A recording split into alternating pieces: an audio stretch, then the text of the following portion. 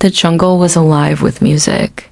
Crickets chirped like tiny violinists, birds sang in bursts of color, and the wind carried the fragrance of wet earth and blooming flowers. In the middle of this symphony walked two unlikely companions, a curious rabbit named Luma and a thoughtful traveler named Pear. They had met just a few days ago when Pear stumbled into the clearing where Luma's family lived. At first, Luma wanted to bolt, but something about the traveler's calm eyes and gentle smile made her pause. And when Pear, in turn, noticed the unusual markings on her fur, he set down his pack and sat on a nearby log, patiently waiting for her to come closer. It didn't take long. Luma's natural curiosity got the better of her, and she found herself hopping closer and closer until she was just a few feet away from him. That's when Pear reached out a hand, not to grab her, but to offer her a scratch behind the ears. And that was the start of their unlikely friendship. Now, as they walked through the tall grasses and past the trunks of ancient trees, there was a comfortable silence between them. Pear, who had been journeying for many months, was used to the quiet companionship of the road. And though he understood the language of birds and the whispers of the trees, he had never known a friend like Luma. He looked down at her now, watching how her nose twitched at the various smells around them and how her ears perked up at every new sound. Her youthful energy was infectious, and he found himself smiling as he thought about how happy she seemed to be just hopping along beside him. Luma, for her part, was equally enamored with her new friend. She had never seen anyone move with such grace and ease as Pear did, striding along the path as if he had walked it 1,000 times before. She also couldn't help but notice how kind the traveler was, not only to her, but to all the creatures they passed. When a butterfly landed on his shoulder, he didn't brush it away, but instead let it stay as long as it wished. And when a family of monkeys called out to him from the trees, he answered with a wave and a smile. Luma had never known a rabbit as friendly and carefree as Pear, and she found herself relaxing into his easygoing nature. As the sun climbed higher in the sky, they came across a babbling brook. The water was crystal clear, and the air around it buzzed with the activity of dragonflies. Pear, who had been walking for many hours, sat down on a nearby stone to rest. Luma, ever the adventurer, hopped down into the shallows to splash and play. Pear watched her for a moment, his heart filled with a fondness he couldn't quite explain. He had seen many rabbits in his travels, but none as bold and spirited as Luma. Suddenly, Luma froze. Her ears, which had been perked with curiosity just a moment before, were now flattened against her head. She turned to Pear, her eyes wide with fear. Pear followed her gaze and saw a pair of yellow eyes staring at them from the bushes. A low growl rumbled in Pear's chest. Though he had never met a tiger, he knew that the stripes on its back meant only one thing: danger. Slowly, he stood up, putting himself between Luma and the tiger. If the animal attacked, he would have a better chance of defending himself than Luma would. The tiger took a step out of the bush, and Pear held his ground. They stared at each other for what felt like a long moment, each trying to decide what to do next. Finally, the tiger let out a frustrated roar and turned away, disappearing back into the trees. Pear let out a breath he hadn't realized he was holding. Then he turned back to Luma, who was still frozen in fear. Kneeling down, he offered her a reassuring smile. "Are you all right?" he asked. Luma took a deep breath and nodded, realizing that the danger had passed. She hopped over to Pear and nuzzled his hand in thanks. They stood there for a moment, two unlikely friends united by their shared experience. Then, as if nothing had happened, Luma wiggled her nose and said, "Well, let's go explore some more." And with that, the two adventurers were off again, making their way deeper into the jungle. Luma was not just any rabbit. She was small and white, her fur so bright that it seemed to reflect every shard of sunlight that pierced through the dense canopy. Pear was human. He was a wanderer, a storyteller, and his eyes held the kindness of a man who spent his life helping animals and the secrets of 1,000 whispered stories. His hair was the color of midday sun on snow, pulled back from his face with a leather thong, and slung across his shoulder was a satchel that seemed older than time itself, patched and worn with age, yet still holding its shape. Within its depths lay maps and charms, and countless trinkets gathered over many miles. But it was Pear's smile that truly shone, as warm and inviting as the hearth of a long-forgotten home. Now, Loomis's mother had been a wild rabbit, swift and sure-footed, as she taught her daughter all the ways of the forest. But Luma longed for more than the rustling leaves and mossy stones. She wanted to see the world beyond the trees, a world her mother had glimpsed only in dreams. And so, when Pear came to the forest's edge, his very scent announcing his gentle nature, Luma knew she must meet him. He sat by the stream, leaning against a moss-covered log, and the first rays of sunlight touched his hair, making it gleam like spun gold. Luma, hiding behind a clump of ferns, felt her heart thump against her ribs, a drum solo in the orchestra of her fear. Pear hummed a tune that sounded like running water and rustling leaves, and when he looked up, his eyes, the color of sunlit moss, seemed to see right through the ferns to where Luma sat. Time stopped, the world became silent, and in that moment, Luma knew this man was the one who would lead her to the world beyond the trees. Taking a deep breath, she hopped out from her hiding place and stood before him, small and white as a winterberry. Pear's eyes widened in surprise, then softened with a smile as he watched Luma approach. "Well, hello there, little one," he said, his voice like the chime of a distant bell. "What brings you to the edge of the woods?" Luma hesitated. Her mother had warned her about humans, their unpredictability, their sharp eyes and sharper teeth. Yet something in Pear's gaze put her at ease. Perhaps it was the crinkles around his eyes that spoke of laughter lines and untold stories, or the way his gaze seemed to hold the wisdom of ancient trees. Whatever it was, Luma found herself confiding in him. She told him about her dreams, her longing to see the world beyond the familiar trees. Pear listened, his gaze never wavering from hers, and when she finished, he reached out a hand, his palm rough but gentle like the bark of an old oak. "I too have stories to tell and songs to share," he said, his voice barely a whisper. "And perhaps," he added, glancing at his satchel, "I could use a guide who speaks the language of the woods." Luma's heart soared. Was this the adventure she'd dreamed of? Was she finally stepping onto the path that led beyond the trees? Carefully, she placed her paw on his hand. It was warm and strong, and she felt a surge of confidence, a sense of wonder at what lay ahead. Together, the unlikely pair set off down the sun-dappled path. Luma, small and swift, darted ahead, pausing to sniff the wildflowers and listen to the babbling brook. Pear followed at his own pace, his eyes twinkling with amusement and his lips curved into a wide smile. Every so often, he'd stop to help a wounded bird, share some food with a family of hedgehogs, or mend a broken fence. Always moving at the pace of the earth, always ready to lend a helping hand. As the day wore on, the forest grew denser, the trees closing in like old friends. And when they finally emerged on the other side, blinking in the sudden brightness, the world stretched before them, vast and shimmering like a jewel-studded cloth. Mountains rose in the distance, their peaks wreathed in clouds, and rivers snaked through valleys like silver threads. In the sky, a hawk circled, its cry echoing the wild joy in Luma's heart. They had reached the edge of everything, the beginning of all the worlds, and Pear turned to Luma, his eyes shining with pride. "Well done, little one," he said, his voice filled with admiration.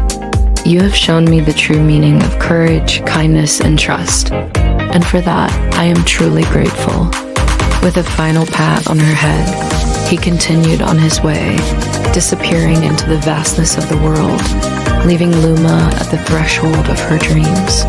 The mountains beckoned, the rivers sang, and the hawks circled overhead, all in a world that stretched endlessly before her, waiting to be explored.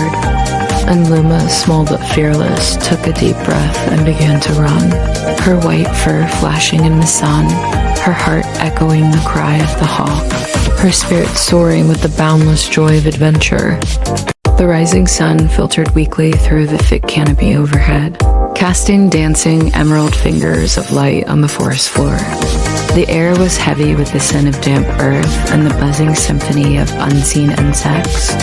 But amidst the vibrant green, two figures trudged on, their faces set with determination, their eyes fixed on the path ahead. A young woman named Alia, her skin bronze from years under the sun, followed closely by a wizened old man whose face was a roadmap of wrinkles etched by time and experience.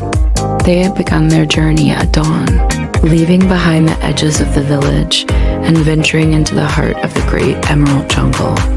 Their goal was simple but extraordinary: to seek the tree of wisdom, a fabled ancient being said to grow deep within the wilderness, holding lessons for those who approached with pure hearts. Alia had come seeking answers. Her village, nestled at the edge of the jungle, had always relied on the forest's bounty for their survival. But lately, the trees had become scarce, the animals harder to hunt, and the wisdom of the elders wasn't enough to guide them through the growing hardships.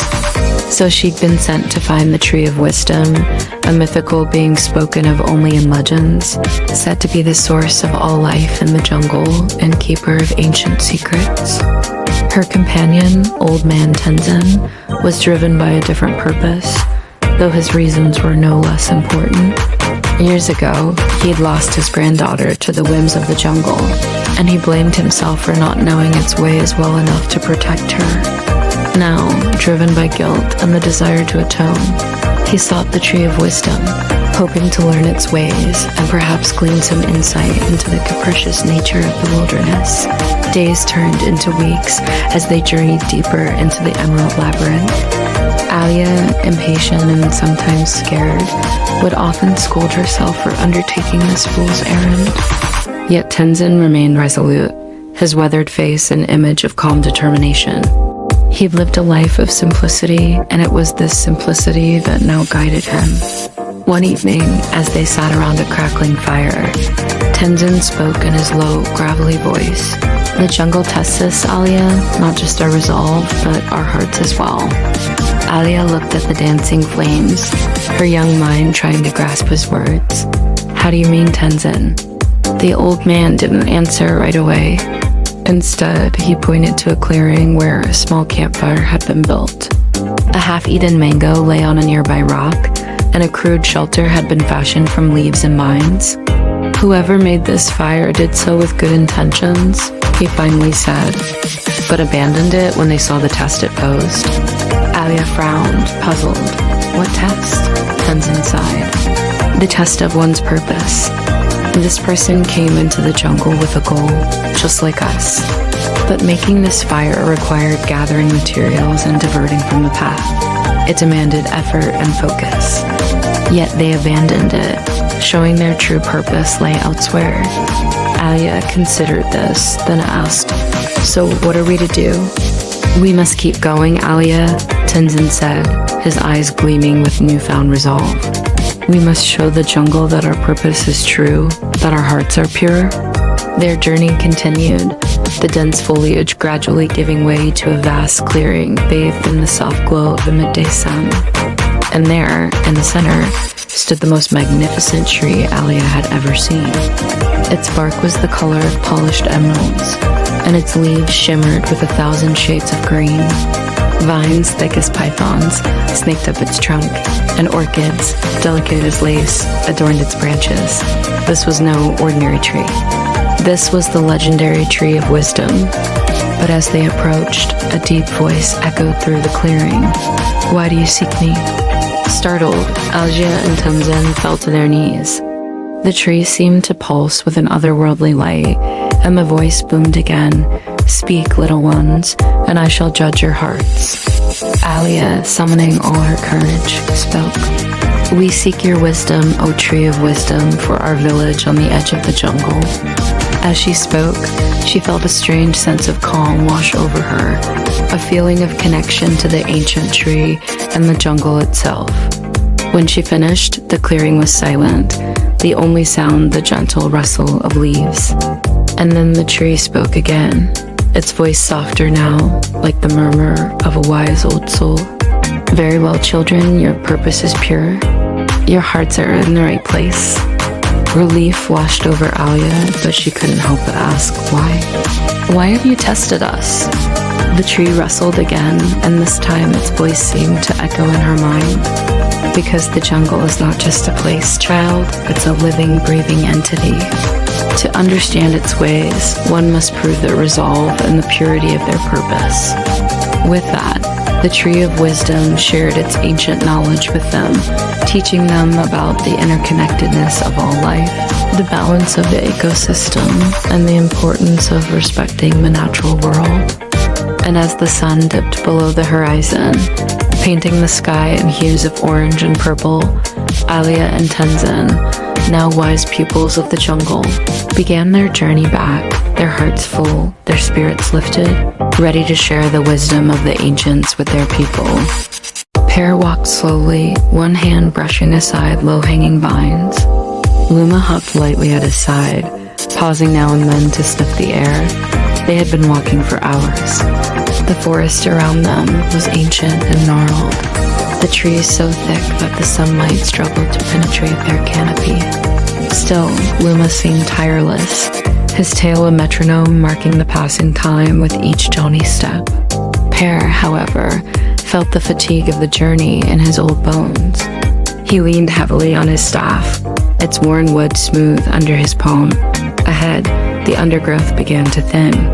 Pear pushed aside a final curtain of vines and emerged into a small clearing. In the center stood a massive tree, its branches bare and reaching like the limbs of a skeleton. And at its base lay Luma, panting heavily, his tongue lolling out in a doggy grin. Pear hurried to his side, concern etched on his weather-beaten face. "What is it, boy? Did you find something?" Luma whined softly, licking Pear's hand before scrambling to his feet. He barked once, a sharp, commanding sound, and then turned back toward the trees, tail still high but now drooping slightly. Pear hesitated, his gut twisting with a premonition of danger, but he had come too far to turn back now.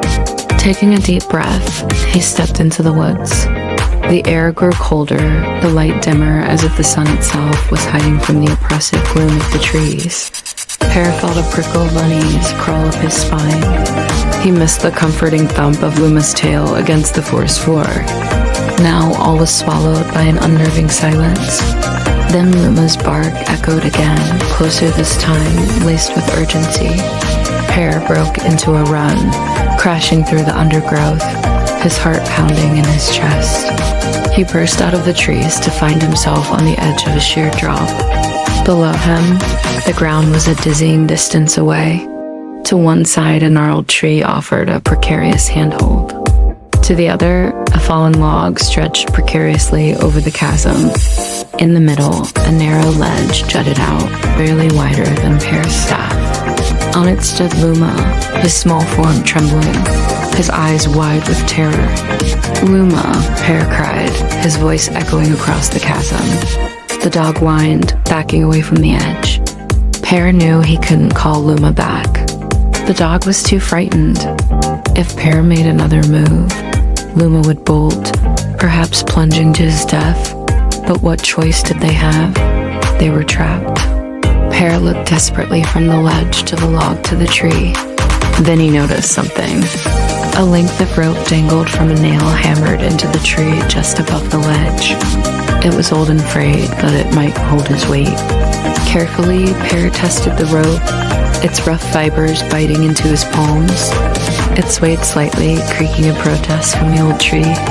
With a deep breath, Pear secured the rope around his waist. He could do this. He had no choice. One hand gripping the rope, the other clutching his staff. Pear began his descent. The rope bit into his skin, but he dared not slacken his grip. Inch by agonizing inch, he lowered himself toward the log. Below him, the wind snatched at his clothes, buffeting him like a leaf in a storm. The full weight of his situation crashed down on him. If the rope snapped or the tree gave way, there was nothing below him to break his fall. Slowly, he moved from the tree to the log, inching forward until the full length of the rope hung between him and the tree. He could reach out and grab the tree, but that would leave him dangling over the chasm. Instead, he clung to the log, letting his knuckles whiten as he hauled himself along. The log shuddered under his weight, protesting with every movement. Then, miraculously, it held. When he neared the end, Pear risked a glance back. The tree offered no more purchase. The rope was his only anchor to the world. Ahead, the ledge beckoned, promising safety. With a last surge of adrenaline, Pear threw himself forward onto the ledge. He collapsed, gasping for breath, his muscles screaming in protest. Beside him, Luma licked his face, whining softly. Pear wrapped his arms around the dog, burying his face in its fur. He was safe. For now, at least, Pear looked back at the chasm, its depths unfathomable. He had crossed the chasm. Now, what lay beyond? Pear, Luma said, her whiskers twitching. Are we really going to find this tree? Or is it just a tale told to children before bedtime? We're going to find the Whisperwood tree, Pa said, even if it takes us all day. The Whisperwood tree is real, Luma. I saw it once before with my own two eyes.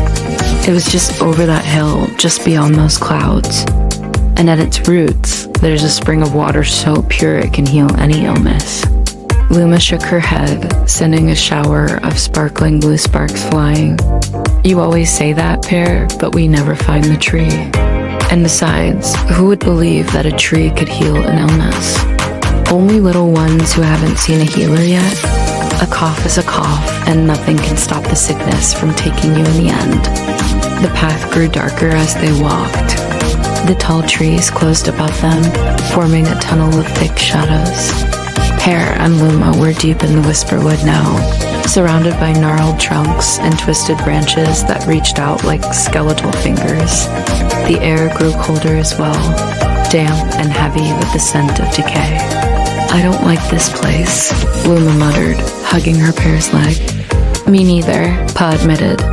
He squeezed her leg reassuringly, though his heart wasn't in it. To be honest, he didn't really want to find the Whisperwood tree, not since he'd seen what lay beyond it. When he was just a kid, his mother had been taken by the sickness. His father, in a last-ditch effort to save her, had gone to the Whisperwood, desperate to find the healing spring. But when he returned, he was even more desperate. The spring, he'd said, it didn't exist. There was no tree. Then young Ash, barely older than a kid himself, had put a paw on his father's shoulder and said, I'll go find the tree.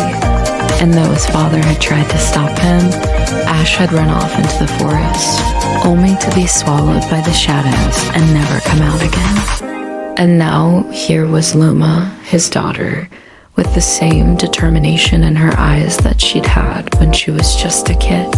Back then, she'd asked him to take her to the Whisperwood to see the tree. When he'd refused, she'd slipped out of the house and into the woods without him.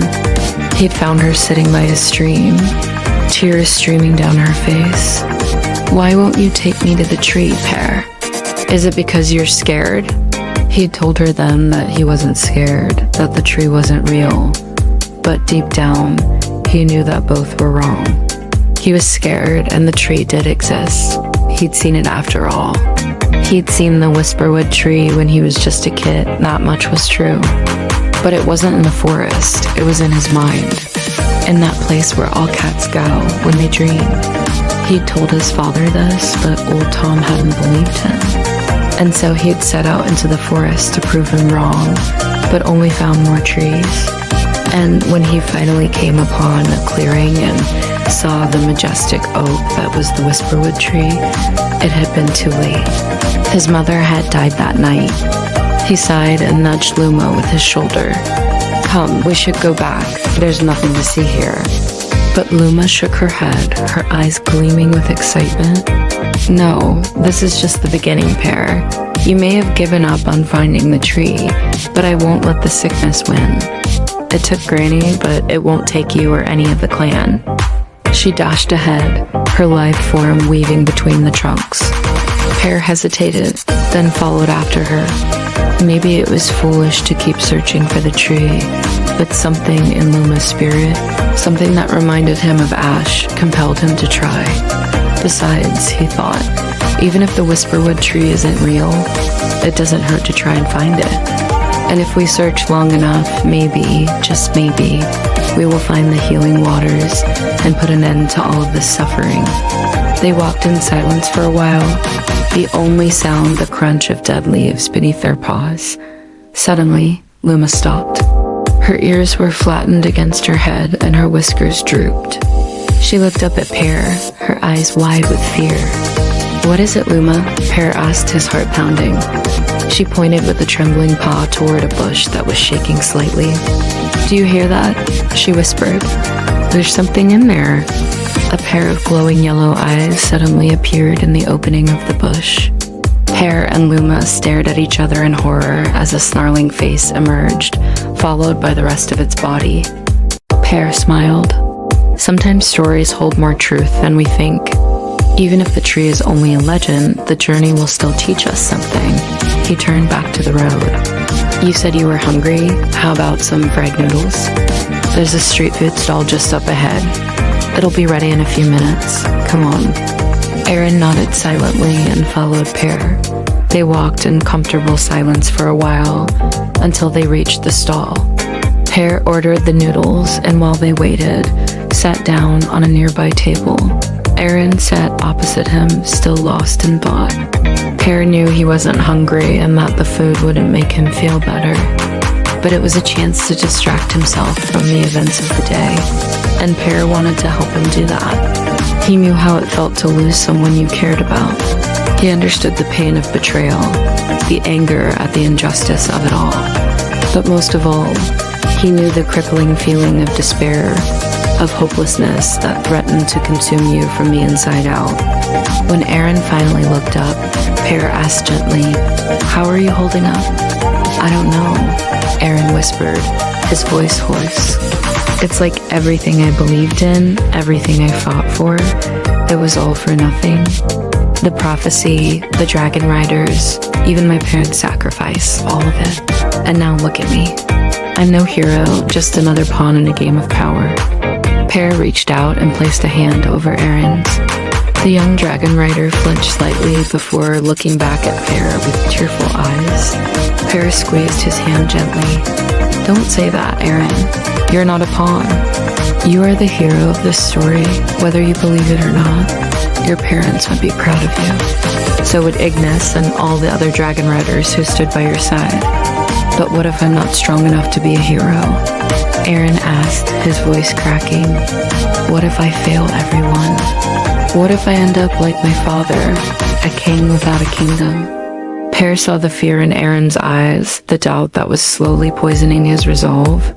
He had seen this look before on faces of young recruits during their first flight training, right before they lost their nerve and fell. Pear knew that if he didn't say something, the despair would consume Aaron, would break him. So he spoke, his voice firm and unwavering. "You won't fail. You will not become your father because you have something he never had. The courage to choose hope over despair, to fight for what's right, no matter how hopeless it seems. Your father made a choice that day to protect his people, even if it meant sacrificing himself. But you get to choose a different path. Don't waste it by giving into despair." Aaron stared at Pear, his eyes wide with wonder. In that moment, Pear saw the flicker of the hero within Aaron, the determination to rise above his fears and doubts. "Thank you, Pear," Aaron whispered, a newfound resolve in his voice. "I won't let you down." The fried noodles arrived, steaming and fragrant, and Pear smiled. "That's the spirit. Now eat up. We have a long road ahead of us, and you need your strength." As they ate in silence, Pear thought about the journey they were about to embark on. The road to Elora was fraught with danger, but he wasn't worried. Not for himself, not for the others, but for Aaron. He could sense the turmoil within the young dragon rider, the struggle between despair and hope. It was a battle Pear had fought himself many times before, and he knew how terrifying it was. But he also knew that the outcome of this battle would determine Aaron's fate, whether he would become a beacon of hope or succumb to the shadows. When they finished eating, Pear stood up and dusted off his clothes. "Let's go," he said, offering a hand to Aaron. Aaron took it, and together they started their journey towards Elora. As they walked, Pear kept an eye on Aaron, watching for any sign of distress. He knew that the road would be long and hard, but he was confident that Aaron would make it. The young dragon rider had a lot of pain and anger inside him, but also a lot of good. And Pear knew that, in the end, it was the love and hope that would guide him to victory. The light was the first thing that registered in my brain. A gentle shaft of sun slicing through the thick canopy above, and illuminating motes of dust dancing its golden beam. It was warm, so warm, and the air was filled with the scent of wet earth and decaying wood. But it was also cool, damp and still, like the hushed quiet of a grave. All around me were signs of life, yet there was a profound absence of sound. It was unnerving. I opened my eyes fully then, squinting against the bright intrusion. I turned my head towards the light. Pear. He was sitting up, his face half hidden in the shadow of a large leaf that had the texture of sandpaper. "We need to move," he said, his voice raspy from disuse. "What? Why?" I croaked back, my throat raw and aching. My entire body felt heavy and stiff, like it had been soaked in water and left out in the sun to dry. "We have to get out of here before dark. The sooner we're at the river, the sooner we can get back to the city." Pear didn't answer for a moment. His gaze was fixed on something beyond me, his expression unreadable. Then he nodded curtly and got to his feet, brushing dirt and debris off his clothes. He offered a hand to help me up, but I declined it, pushing myself up on my own. We stood there for a moment, surveying the wreckage of our camp, the mangled remains of our shelter, the remnants of our meager fire. There was nothing left to salvage. With a deep breath, I pushed away the unsettling feeling of dread that threatened to engulf me and started walking towards the direction Pear was looking. We had to reach the river today. That was all that mattered. As we moved deeper into the forest, the undergrowth became thicker, the trees closing in around us, forming a dense, impenetrable wall of green. The only sounds were the crunch of leaves under our feet and the distant chatter of unseen birds. I kept glancing over my shoulder, half expecting to see something, someone following us, but the forest seemed empty, the silence heavy with watchful eyes. "And what if the jungle doesn't want us there?" asked Luma, her voice echoing the unspoken fear that gnawed at me. Then Pear replied, his voice calm and steady, "We will learn to listen." And with that, they moved forward, the sun slowly climbing higher above the endless green ceiling. We walked in silence for a while, the oppressive quiet amplifying the pounding of my heart. I could feel my muscles tense, my breath quicken. Was it the impending darkness that spooked me, or was it something else? Something more sinister lurking just beyond my sight? The thought of stumbling into an animal trap, of being stalked by some unseen predator, sent shivers down my spine. Then I heard it, a low growl that seemed to emanate from the very roots of the trees. It was a sound that spoke of ancient power, primal fury held in check. The hair on the back of my neck prickled, and I couldn't help but break into a run, crashing through the undergrowth, the growl echoing behind me. "Luma, wait," Pear's voice was sharp with urgency. "Don't be afraid," he called out, his words laced with authority. I could sense, not see, that he had stopped, that he was watching something. I slowed to a halt beside him, my heart still pounding, and forced myself to look back. Through the trees, I saw it, a magnificent creature, its fur the color of burnt umber, its eyes gleaming like golden coins. It was a jaguar, a massive male, easily twice the size of the house cat slinking through the underbrush. It stared at us, its gaze intense, unwavering. For a moment, time seemed to stand still, the only sound the pounding of my blood in my ears. Then the jaguar turned and melted back into the green labyrinth, leaving us in the suffocating embrace of the silent jungle. As we continued our trek, the sky above began to darken, the playful banter from earlier giving way to hushed whispers.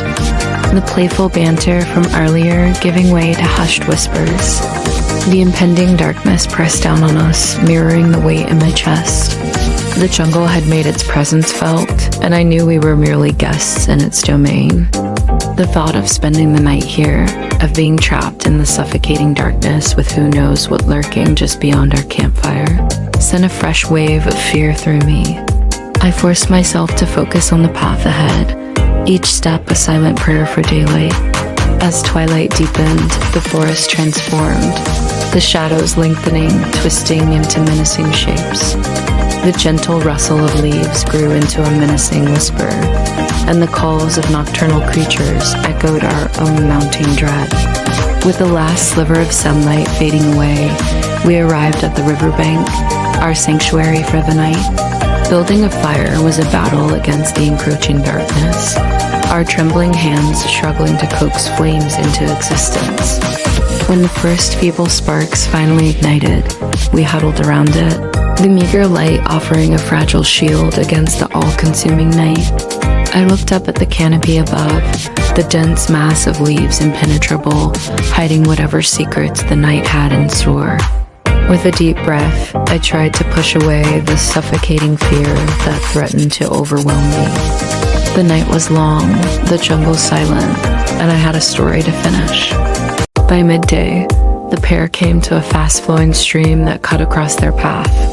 Its water foamed and rushed over smooth stones, singing in a voice both inviting and dangerous. The girl stopped dead still and stared at it. She couldn't remember if there had been a bridge here when she'd passed this way before. Maybe there had been. Maybe the water had risen and washed it away. Or maybe, just maybe, it was there only now because of him. A wild hope bloomed in her chest. Oh, if only he would take an interest in building something, anything, they might have a chance to get out of this godforsaken forest. But what did a hunter know about building? He probably couldn't even build a fire. He was kneeling by the stream now, cupping his hands and drinking deeply. The muscles in his neck and the sharp planes of his cheekbones were as beautiful as ever. But the sight of those strong arms, those capable hands, sent a fresh pang of longing through her. Longing for what? To be useful, to be strong, to be worthy. Worthy of what? Of him, of course. When did she become so self-conscious? It wasn't as though they were going to be sharing this clearing for long. Soon enough, he'd be moving on, hunting, exploring, living the free, easy life of a man alone in the woods. And she'd be left here with nothing but her useless knowledge of herbal lore and her useless. Stop it. What was she saying? She was a city girl. Of course she was useless in the woods. But that didn't mean she couldn't learn. Didn't mean that she wasn't trying. You all right there? The gruff voice startled her. She hadn't heard him come up behind her. You look like you've seen a ghost. She forced herself to turn around, forcing a smile. Just fine, she said brightly, hoping he couldn't hear the tremor in her voice. Just admiring the view. He followed her gaze to the stream. Ah, he said, then turned back to the task of gathering more firewood. We should probably build a raft, he added after a moment. Her head snapped back to him. A raft? How do you mean? He shrugged. To get across, he said, indicating the stream. Unless you'd rather swim. She could see no hint of a smile playing on his lips. Was he teasing her? Did he know how much her heart had stuttered at the mere suggestion of them sharing a bed? The answer was probably yes. And if he was teasing her, it was cruel, very, very cruel. She stammered, suddenly acutely aware of the heavy pack on her shoulders and the useless baskets at her feet. I don't really, she began, then stopped. What was the point of lying? Or pretending? Here in this godforsaken forest, there were only two of them. A girl who knew too much and a boy who knew too little. Except he didn't know too little. He was resourceful, quick to anger, quick to action. And if he could build a shelter, surely he could build a raft. Surely. Let's go gather some vines and branches, she said finally, forcing herself to meet his gaze. I think I know a likely spot. As they walked along the bank, she stole glances at him, memorizing the set of his shoulders, the easy grace with which he moved through the undergrowth. When he wasn't snarling or brooding, he was almost bearable. She had almost said almost enjoyable. What was happening to her? This was the enemy. This was the boy who would leave her to die in this forest. And yet, when they reached the area where she had made camp the previous night, she broke off a twig and traced patterns in the dirt. Here, she said finally, we can make camp here while we work. He nodded, squatting down beside her. As he did, his shoulder brushed hers, sending a jolt of awareness through her body. She could feel the strength in his lean frame, smell the clean musk of his skin, hear the steady beat of his heart. Just being near him was agony. Why had she never noticed how close he came before? Before what? Before she had to live in a world without him? With a start, she pushed away the thoughts that threatened to consume her. She couldn't afford to get distracted. Not now. Not when they were both depending on her. She was depending on her. Yes, he might be able to hunt and fight and build fires, but she was the one with the plan. The one who knew where they were and where they needed to go. The one who knew, she hoped, how to get them both out of this mess alive. As the afternoon wore on, she gathered fallen branches and he wove them together with strips of vine, fashioning a rough but sturdy raft. When it was done, they carried it down to the stream and launched it into the current. Get in, he said gruffly, holding out a hand to help her. She hesitated, then took it, surprised by the calluses on his palm, surprised by the strength in his grip. She slid onto the raft, scrambling to keep her balance.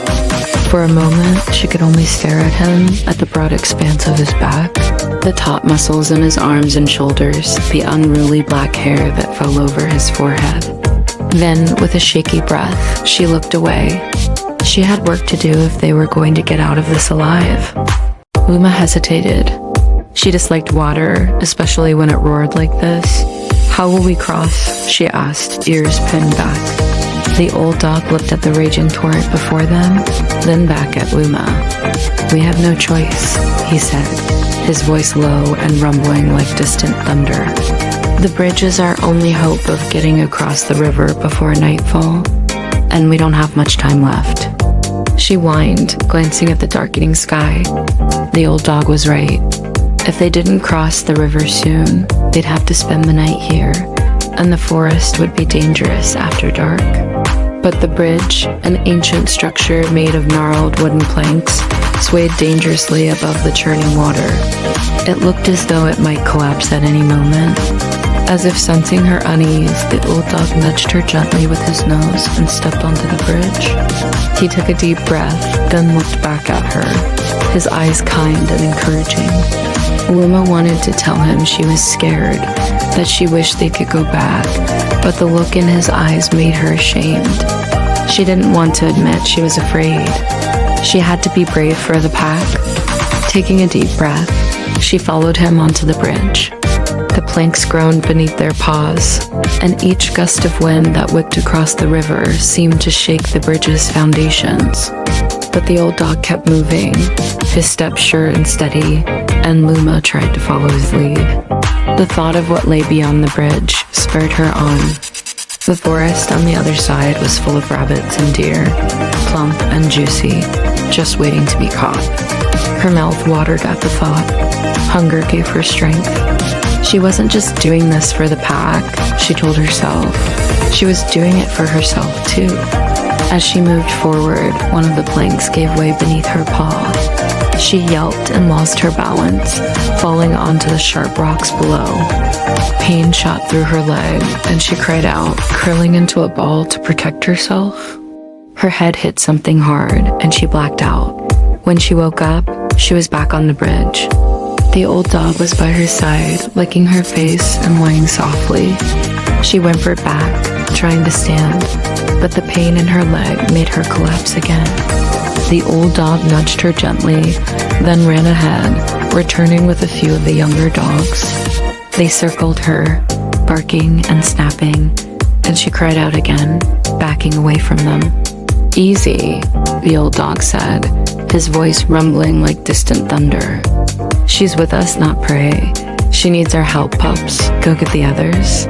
They disappeared into the undergrowth, and the old dog turned back to Luma. "Come on now, little one," he said, his voice softer than before. "It's time to get you home." He helped her onto the bridge, and they started to cross. She leaned heavily on him, and he let out a low whine, understanding her need for support. She could feel the love and concern at every muscle of his strong body as he helped her walk.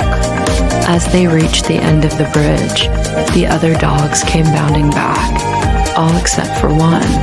Where was Rio? Luma wondered. Rio, who was usually the first to volunteer for a hunt or a patrol, even when there was danger, had disappeared. She hadn't seen him since they'd crossed the river. The old dog noticed her looking around. "Rio will be here soon," he said, his voice low and reassuring. "He's bringing up the rear, making sure no one strays from the path. That's what a good scout does." She snuggled closer to him, feeling safe and warm, and realized he was right. Being brave didn't mean never being scared. It meant doing what needed to be done, even when you were afraid. She looked up at the old dog, his fur ruffled by the wind, his eyes twinkling with amusement. He was right, she was safe with him. They were all a team. The air grew colder as they climbed higher, the sound of the stream growing louder. Pear studied the rocks jutting from the stream like stepping stones. "We will go carefully," he said, together. He knew the crossing was dangerous, but there was no other way. The bridge was out, washed away by the same flood that had brought so much needed water to their crops. Without it, the villagers could not get to the other side to gather the herbs they needed for the winter. Pear had offered to go with Alina, one of the younger women whose husband would be returning from the war-torn city soon. She needed the herbs to help him recover. "I'm afraid," she whispered, clutching his arm as the rushing water threatened to pull them under. Pear tightened his grip on her hand, his heart pounding in his chest. He could feel the spray of the water on his face, the cold seeping into his bones. Yet he forced himself to keep moving forward, one step at a time. They reached a wider area where the stream split around an island of rock. The current here was stronger, pulling at their legs, threatening to sweep them away. Pear waded into the water, helping Lena to scramble over the rocks. He could see the fear in her eyes, the way her whole body trembled with each step. From the corner of his eye, he saw a flash of movement, a shape rising from the water. He didn't have time to react, to warn her, to do anything but reach out and grab her just as she lost her footing and tumbled into the icy water. He pulled her toward the nearest rock, his own body aching with the effort. Then, with trembling hands, he reached out and grabbed hold of a root that snaked its way up from the water, hauling himself up with all his might. He turned to help Lena, but she was gone. The current had taken her, pulling her away from the island, away from him. Adrenaline surged through his veins, erasing the pain in his leg. He jumped into the water without hesitation, swimming toward her with every stroke. The icy water stung, but he didn't care. All that mattered was reaching Lena, bringing her back to safety. He found her caught between two rocks, her head just above the water. He reached for her, his fingers brushing against hers before she disappeared beneath the surface. He surfaced beside her, cupping her face in his hands, and turned to go for help. But then he saw it, a rope. He reached out, his fingers closing around the rough fibers. He tied one end to a rock, then waded back into the water, securing the other end around Lena's waist. With a final surge of strength, he hauled her out of the water and onto the rock beside him. She coughed, sputtering but alive. Pear slumped against the rock, exhausted but relieved. Together, they had made it. Luma leapt onto the first rock, her paws slipping slightly on the damp surface. Pear followed, using a walking stick to steady himself. But halfway across, one stone shifted under Pear's weight. He staggered, arms flailing. Luma turned and saw his foot come out from under him. She let out a shrill bark, leaping off the rock formation just as Pear tumbled into the water. The current was swift and strong, pulling Pear under in an instant. Luma screeched again, this time in pure terror, and dashed down the bank to the water's edge. She couldn't swim, but she had to do something. Without hesitation, Lumen plunged into the freezing cold water. She thrashed about, trying to keep her head above the surface, but the current was strong. She was being pulled away from shore. Panic surged through her as she struggled to swim, each stroke taking her further from the safety of the bank. On the opposite shore, a young woman watched the drama unfold with bated breath. Her heart went out to the dog. Without a second thought, she dropped her picnic basket and raced toward the water's edge. Meanwhile, back on the island, Pear surfaced, sputtering and shivering. The current had finally lost its grip on him. Shaking his head to clear the water from his ears, he looked around frantically for Luma. Where had that silly dog gone? Had she managed to get herself into trouble as well? Just then, he spotted the young woman on the far shore waving and shouting. Pear knew that look. It was the same one she'd given him when she scolded him for chasing butterflies in the meadow. He barked furiously, hoping to get her attention. She might not have understood his words, but surely she could hear the desperation in his bark. Then he noticed a man wading into the water. Relief flooded through him. Now someone would help rescue Luma. But who would save him? Pear started to paddle toward the shore, but the current was still strong and he quickly began to tire.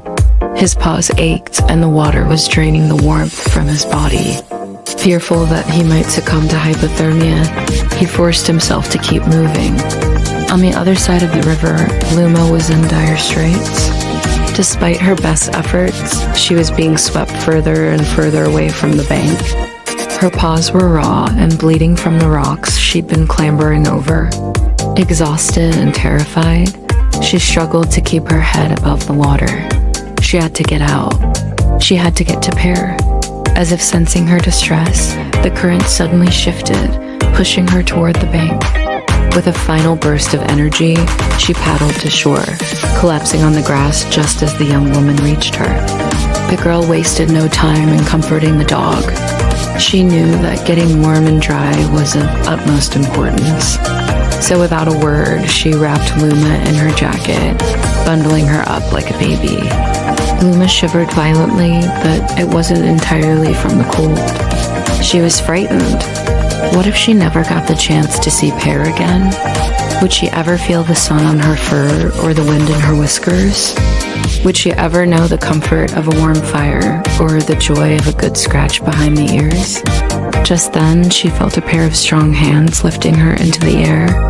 A deep voice said, "Hey, little dog, it's okay. You're safe now." The last thing Luma remembered before everything went black was the concerned face of the man who de-rescued her. When Luma awoke, she was curled up on a blanket beside a crackling fire. Pear was there, licking her ear, and the two humans were unpacking supplies from a backpack. Pear jumped up and barked excitedly, then trotted over to the young woman. She scratched him behind the ears and gave him a treat. "Good boy," she said softly. You were very brave today." Pear wagged his tail, but his eyes never left Lumen. She was sitting up now, but she still looked a bit shaky. Pear whined softly and nudged her with his nose. Luma leaned against him, feeling his warmth and strength. She was glad to be alive. She was even happier to be with Pear. They were a team, and nothing, not even a raging river, could keep them apart.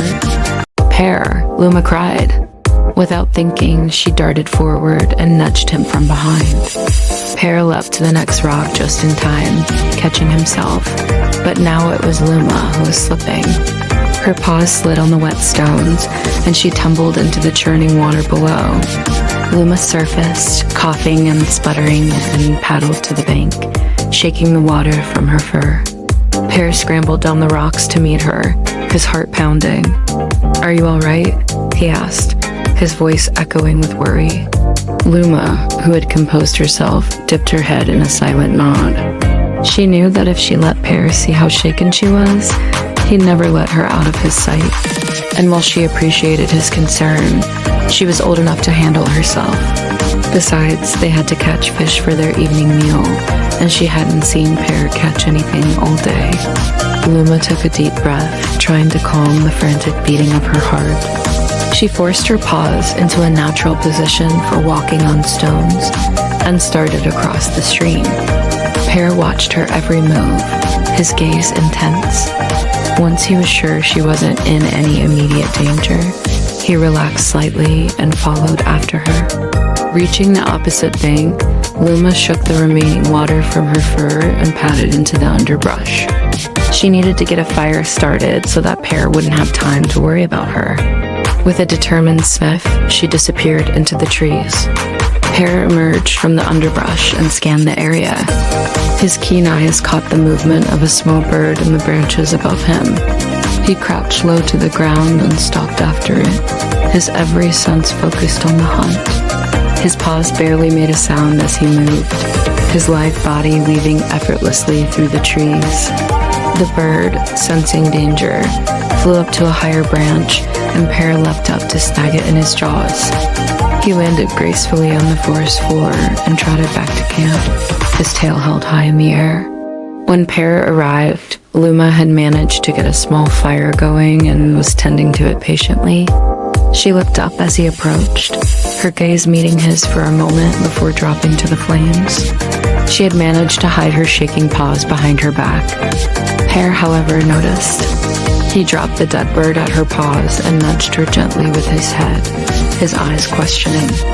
Luma dipped her head in thanks, but she didn't take her eyes off the fire. She needed a distraction, and quickly. So she picked up a stick and began poking at the flames, trying to make them grow larger. Pear sat down a few feet away from her, keeping a close eye on her and the fire. As the minutes passed, Luma grew more and more agitated. She could feel Pear's gaze burning into her, and she knew she had to do something to divert his attention. Suddenly, she had an idea.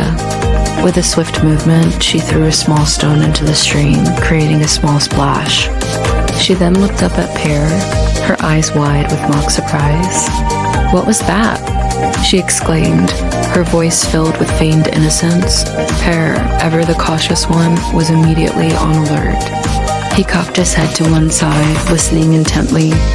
When he heard nothing, he glanced back at Luma, his gaze sharp with suspicion. Luma, maintaining her innocent facade, shrugged her shoulders and replied, "I don't know. Maybe it was just a fish jumping into the stream." Pear wasn't convinced, but he decided not to press the issue. Instead, he returned his attention to the fire, though he kept a vigilant eye on Luma. She had a knack for getting into trouble, and he couldn't shake the feeling that she was hiding something. As the night deepened, Luma grew more and more restless. She tossed and turned in her sleep, her dreams filled with images of rushing water and slippery rocks. With a start, she opened her eyes and realized that Pear was no longer by her side. She remembered him mentioning earlier that he was going to check on the traps, and a wave of panic washed over her. What if a wild animal attacked him? Or worse, what if he slipped and fell into the stream? Luma jumped out of her den, her heart pounding in her chest. She raced to the stream's edge and scanned the opposite bank, her eyes searching for Pear. There he was, his silhouette outlined against the fading light, and he was moving. With a surge of relief, Luma watched him approach. She could see the familiar gait, the way he carried himself, and the gentle rise and fall of his shoulders as he walked. As Pear drew closer, Luma's anxiety gave way to affection. She nuzzled against him, her body seeking the warmth and comfort of his presence. In that moment, nothing else mattered. They were together, and that's all that counted. The air grew colder. Rain lashed against Pear's face, momentarily blinding him. The wind tore at his clothes, but he didn't care. He was too busy watching the girl in front of him. She stood with her back to the churning sea, her shoulders shaking with each gust of wind.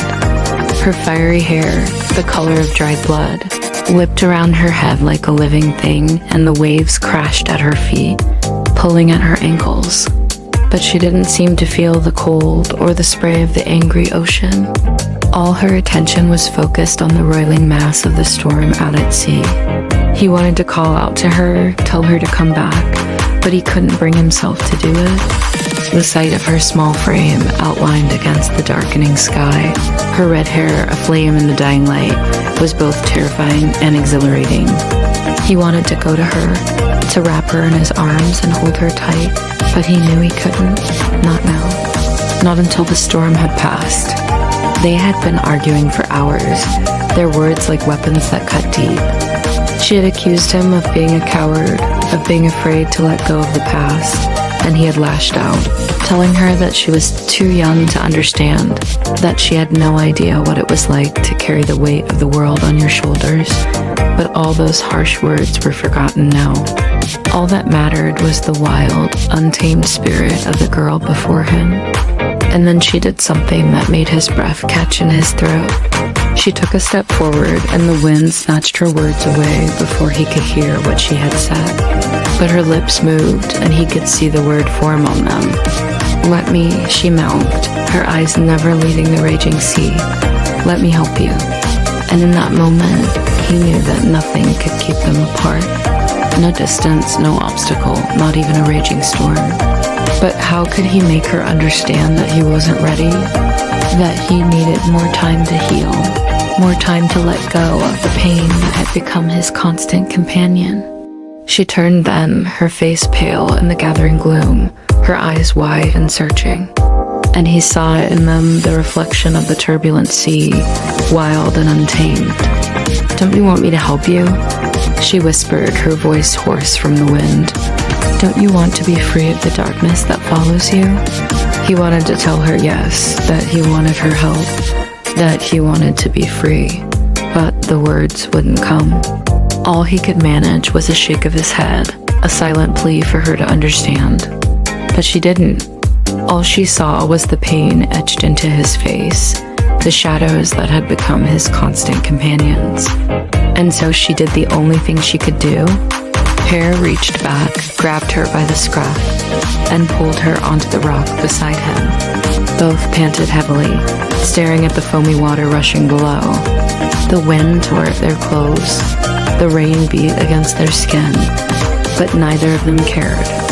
They were too busy watching each other, two souls who had been lost in the darkness, finally finding each other. In the midst of the raging storm, he saw a flicker of fear in her eyes, a momentary hesitation before she leaned against him, seeking shelter under his broad frame. And in that instant, he knew he would protect her, shield her from the world, even if it meant sacrificing his own happiness. Because in the depths of his soul, he knew that he wasn't worthy of her love, not after everything he'd done, everything he'd become.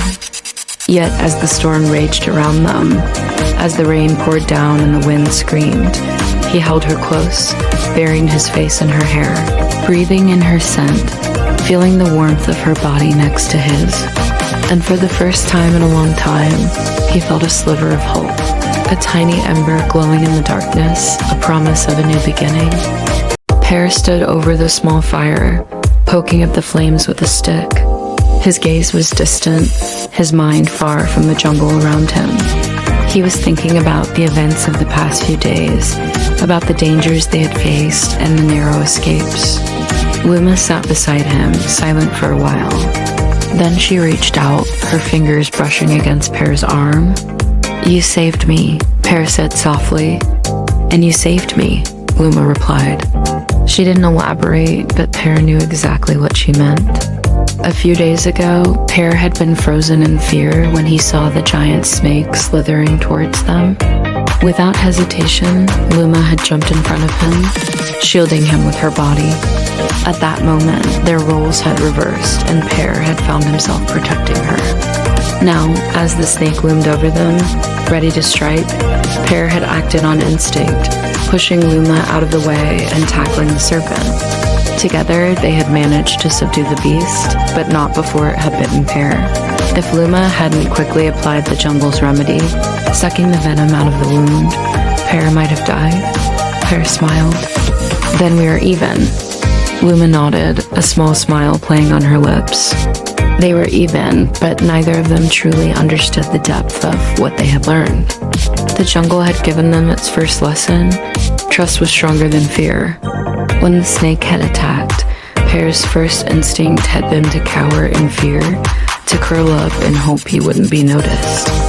Fear had paralyzed him, making it impossible to think clearly or act effectively.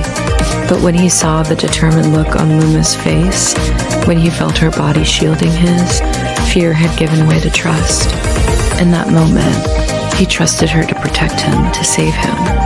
And that trust had given him the strength to fight back, to protect her in return.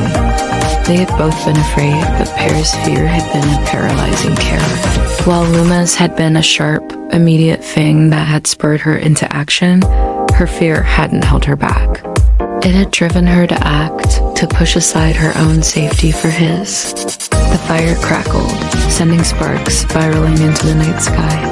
Pear looked at Luma, truly looked at her for the first time since they had met. He had been so focused on their mission, on reaching the other side of the jungle, that he had barely acknowledged anything else.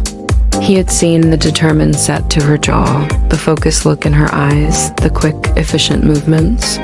But now, in the soft firelight, he saw something else, something that had been hidden beneath all those: vulnerability.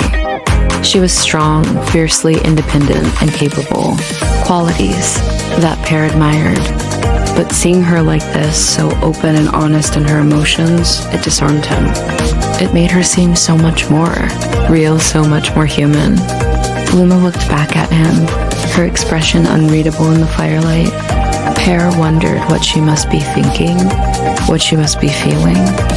He had been so caught up in his own thoughts, in his own fear, and then exhilaration at having survived, that he hadn't stopped to consider her perspective. How had she been feeling when the snake had attacked? What had been going through her mind as she shielded him with her body? He wanted to ask her, but the words wouldn't come. Instead, he simply reached out and took her hand in his. Her fingers were warm and soft, yet surprisingly strong as she held on to him. Pear squeezed her hand gently, silently thanking her for saving his life. They sat in silence for a while longer, each lost in their own thoughts. The jungle sounds all around them seemed to fade away, leaving only the crackle of the fire and the beating of their hearts. When Pear finally looked away, it was to search for more firewood. The night was growing colder, and they needed to keep the fire going if they were to survive. As he gathered sticks and leaves, he couldn't help but think about how much had changed in just a few days. He had come to the jungle to escape his past, to hide from the people who had hurt him. He had been so focused on his mission that he had barely noticed anything else. The beauty of the jungle, the wonder of the ancient ruins, the thrill of discovery, it had all been lost on him. But now, sitting here with Luma by the fire, listening to the symphony of the jungle, he felt a sense of peace he had never known. He was still afraid, but now there was something else, something that gave him strength, something that made him want to keep going, to keep pushing forward into the unknown. Trust. Trust was stronger than fear. As the shadows grew longer, the jungle thickened. The path narrowed, hemmed in by towering trees wrapped in strangler vines. Suddenly, a sound broke the rhythm of their steps. It was a low, deliberate thud. Footsteps. The two travelers instinctively moved closer together, their guide's reassuring presence a comfort. They had been walking for hours, the oppressive humidity a constant companion. But fear was a new sensation, unwelcome and unsettling. The footsteps were coming from inside the circle of trees, yet there was no break in the foliage to indicate a source. The guide, sensing their unease, spoke in his native tongue, his voice a low rumble that did little to calm their nerves. He uttered a prayer, one that was answered by the rustling of leaves overhead. Was it a reply or a response to his warning? The question hung in the air as the light faded around them. Then they saw it, or rather heard it again, the distinct sound of footsteps approaching. The travelers froze, their eyes wide, their breaths held. The footsteps came closer, accompanied now by a low growl that reverberated through the forest floor and into their bones. Their guide stepped in front, shielding them with his own body, his face grim, his eyes narrowed.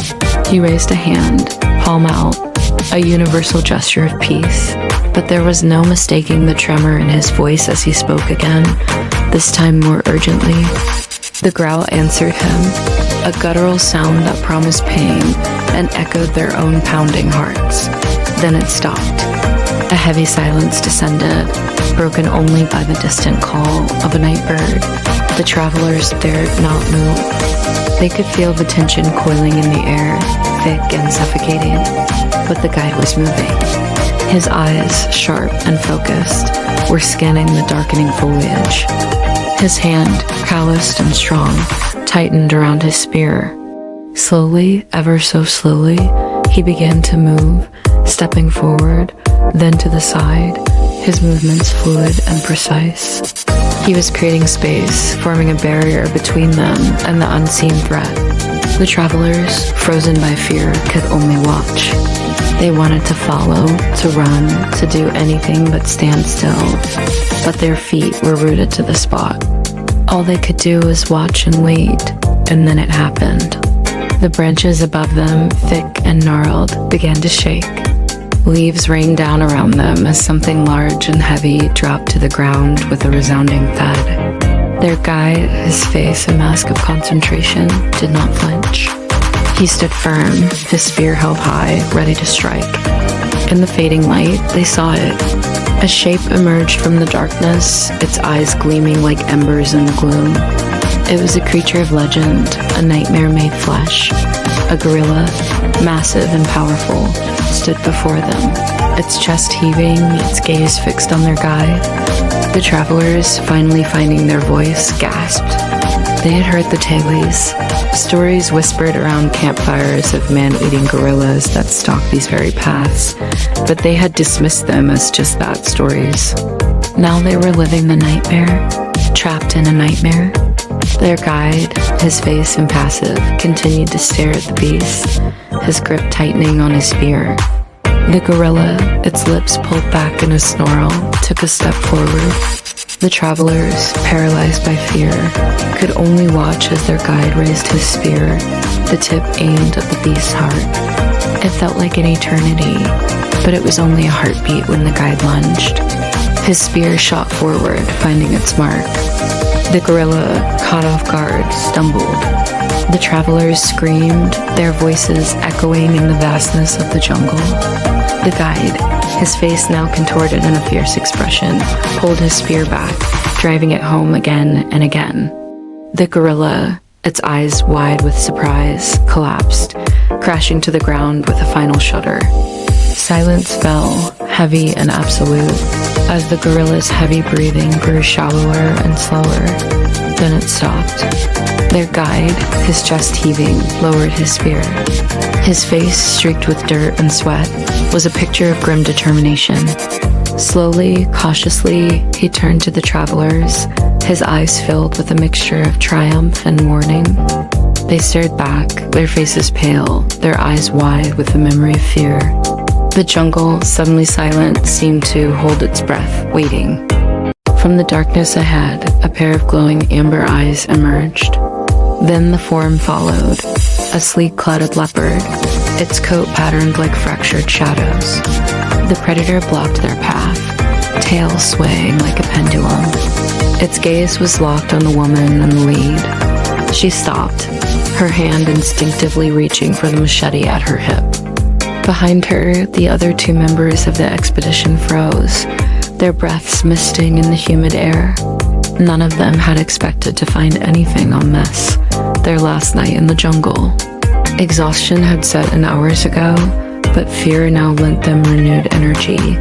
They were being stalked, hunted. This was no longer a game. This was life or death. The clouded leopard took a step forward, then another, its muscles rippling beneath its spotted hide. Its claws, like hooks, scraped against the forest floor, each sound echoing in the sudden stillness. The woman raised her machete, its blade catching the faint moonlight filtering through the canopy above. "Stay back," she hissed, her voice surprisingly steady. The leopard paused, regarding them with an unnerving stillness. It was a magnificent creature, beautiful and deadly.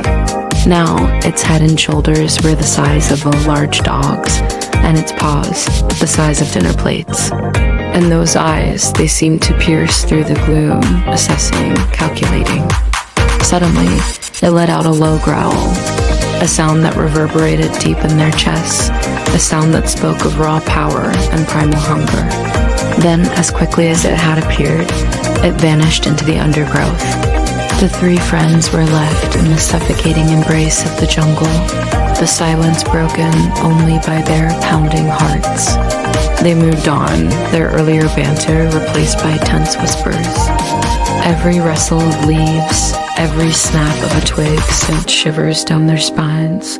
The leopard was there, watching, waiting.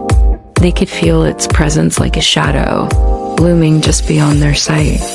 Then, just when their fear had reached its peak, they saw it again, the leopard, perched on a low branch, its eyes gleaming in the darkness. It looked at them, and in that moment, they knew they were trapped in a deadly game of cat and mouse. The woman with the machete took charge.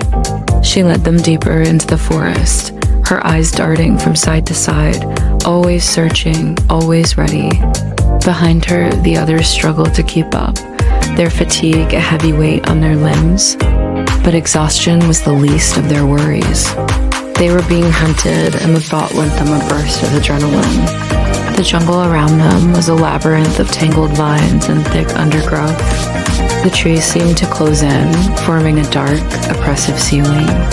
The air grew thicker, harder to breathe, and then, through the haze of their fear, they heard it, a low guttural growl that seemed to shake the very foundations of the forest. The leopard had found them. The woman with the machete turned, her face pale in the dim light. She raised her weapon, her eyes blazing with determination. But there was no need for her to fight. Just then, a loud horn echoed through the jungle, startling them all. It was the sound of a train, a distant rumble that grew steadily louder. In the distance, the beam of a searchlight pierced the gloom, followed by another and then another. Relief washed over them, and with it, their fear began to dissipate. The sound of the train grew louder, closer. It was their salvation, their escape from the clutches of the night. As the train thundered past, its bright light banishing the shadows, they stumbled out of the jungle, blinking in the sudden brightness. Behind them, the jungle stood dark and menacing, its secrets safe within its tangled depths. As they walked away, they could have sworn they heard the sound of laughter carried on the wind, a sound that sent a chill down their spines, a reminder of the predator that stalks in the night. Luma's heartbeat raced. She pressed close to Pear, whispering, "We cannot fight it. We're too small." Pear didn't reach for a weapon. Instead, he crouched slowly and opened his satchel. From within, he took out a small bundle wrapped in palm leaves. Dried fish, meant for their supper. He placed it carefully on the ground and stepped back. The rustling of leaves told them that it was close. Pear held up a hand, palm out, stopping Luma from following him. He edged closer to the edge of the clearing, his eyes never leaving the tall grasses. Luma pressed her back against the rough bark of a tree, her heart thumping against her ribs like a trapped bird. A twig stopped, Pear stiffened. In a flash, a large head with glowing green eyes and a body covered in coarse, dark hair burst through the foliage. It let out a roar that shook the ground, its hot, fetid breath washing over them. The stench of decay and damp earth filled their nostrils. It took a step forward, then another, its eyes never leaving Pear. Luma wanted to scream, to run, to do anything but stand there frozen with fear. Her mind screamed at her to move, to do something, but her limbs felt heavy as if anchored to the spot. Pear didn't seem afraid. He wasn't even trembling. His eyes were fixed on the creature, his gaze steady.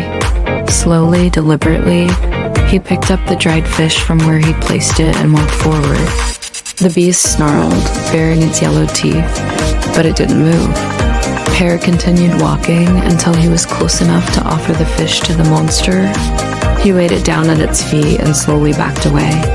The monster sniffed the offering, then picked it up in its massive paw. It turned its head, its eyes never leaving Pear, and crunched the fish into small pieces. It ate quickly, its jaws working with a sickening crunch. When it was finished, it looked up at Pear, its eyes gleaming in the firelight. Pear inclined its head slightly, and the monster rumbled, a low sound that vibrated in Pear's chest as much as in the air. Then, to Pear's surprise, it dropped to its haunches and wagged its tail, its whole body swaying from side to side. Luma couldn't believe what she was seeing.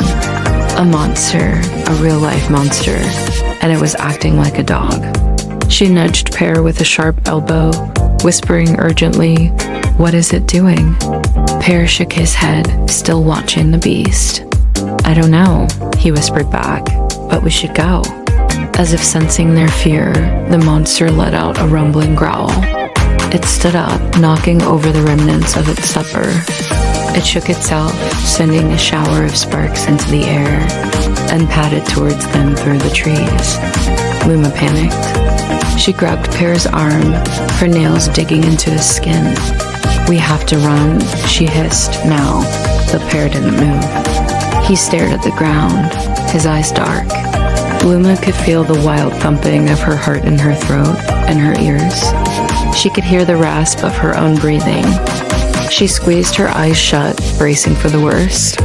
But instead of the tearing of flesh or the crunch of bones, she heard Pear speak. His voice was low, steady. Without a hint of the panic she felt so strongly. "Hello," he said. "My name is Pear. What is your name?" Luma dared to open one eye, then the other. The monster was close now. Its hot breath washed over them, carrying the scent of decay and something else. Something sweet like bird sugar.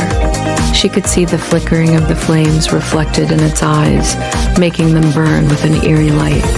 "I am Aliu," it rumbled, its voice like rocks grinding together. "What brings you to my forest, little ones?" "We were looking for shelter," Pear said, "a place to sleep." Aliu snorted, a puff of air that ruffled Luma's hair. "There's no shelter here. Only the trees are tall enough to keep out the sun." He gestured with his head toward the dense undergrowth. "And there's nothing to eat here. Nothing but grubs and tubers and the occasional lizard." "We can live off the land," Pear said, his gaze steady. "We're hunters," Aliu laughed, a harsh grating sound. "Hunters," he echoed. "You are small prey. You would make a good meal for me." Luma gasped, pressing against Pear. This wasn't a friendly monster, not if it wanted to eat them.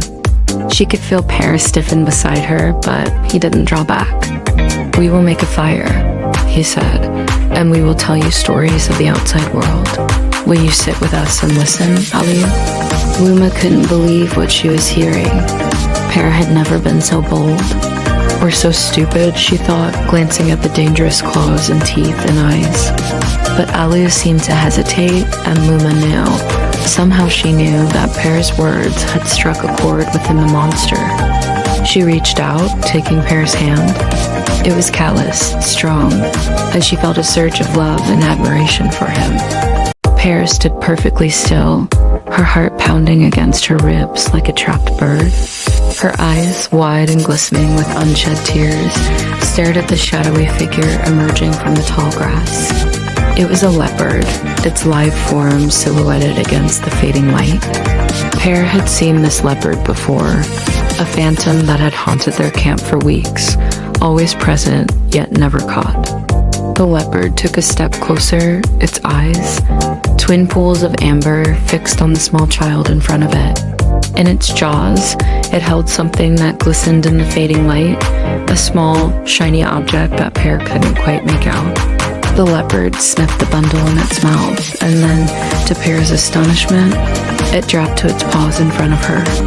Slowly, oh so slowly, it began to unwrap whatever it was that it had in its jaws. As the minutes ticked by, each one an eternity, the tension in the clearing was palpable. Pear's father, sensing the danger, had grabbed a spear and stood behind her, his face grim. Her mother, her hands clasped together in a silent prayer, had moved closer to shield her daughter. The leopard, oblivious to the turmoil it had caused, continued its task, its movements surprisingly gentle for such a fearsome predator. Then, just as suddenly as it had appeared, the leopard dropped the bundle, took a step back, and melted into the shadows, leaving them unharmed. But what was that bundle? What did it mean for the leopard to leave it outside their camp? The next morning, when the leopard had vanished into the mists of dawn, they dared to approach the bundle. It was a small clay pot, no bigger than Pear's hand, and on it was a strange symbol, something Pear had seen before, but only in her dreams. The symbol of the moon and the stars, the mark of the night hunters. The realization hit her like a jolt of lightning. The leopard wasn't a threat, it was a messenger. Gently, she picked up the pot and turned to the others, her eyes shining with excitement. She couldn't wait to tell them what the old woman had said about the night hunters and their gifts. The night before, they had been warned, prepared for the coming darkness. Now the first rays of dawn were painting the sky with hues of rose and gold. It was time to embrace the day. And yet, even as she turned toward the rising sun, Pear couldn't help but glance back at the spot where the leopard had disappeared. She knew that their paths would cross again. She could feel it in her bones. For many days after that, the leopard did not return. Pear, impatient and curious, wanted to seek it out, but her parents kept her close, their faces creased with worry. They spoke in hushed tones, their words laced with fear. Pear could only catch snippets of their conversation, but she heard enough to understand that the leopard was a dangerous omen, that its presence foretold of great peril. She tried to dismiss their fears as just that, unfounded fears, for the leopard had not harmed them, but merely left a gift at their doorstep. However, as the days passed without incident, even her parents' worried faces began to relax. Their shoulders, which had been squared with tension, now slumped in relief. Perhaps it had all been a false alarm, Pear thought, a momentary lapse of nature's balance. But nature, as Pear was about to learn, has a way of balancing its scales. Just when her parents had let down their guard, and the memory of the leopard faded into a distant worry, the leopard returned. It was late in the evening, and Pear, snuggled between her parents in their hut, felt the ground tremble beneath her. Before she could comprehend what was happening, the hut's flimsy walls had collapsed, sending bamboo splinters flying and leaving them exposed to the starry sky. In the ensuing chaos, Pear lost sight of her parents. Panic clawed at her throat, making it hard to breathe. And as the guttural growl of a leopard echoed through the night, she knew that she had to find them if she was to survive. The leopard padded silently through the undergrowth, its amber eyes gleaming with predatory grace. It was close to its prey. She could smell the fear on them like a heady perfume. Its whiskers twitched, sensing the panic radiating from the humans huddled in the corner. It had them now, and it was ready to claim its prize. Before we begin, I would like to ask you all to take a moment of silence to appreciate the beauty around us. The trees, the sky, the clouds. But most importantly, to appreciate ourselves, who we are, where we've come from, and to acknowledge that we're still here experiencing another day. So let's take a deep breath in, hold it for a few seconds, and now breathe out and let all your worries float away. Now let's begin.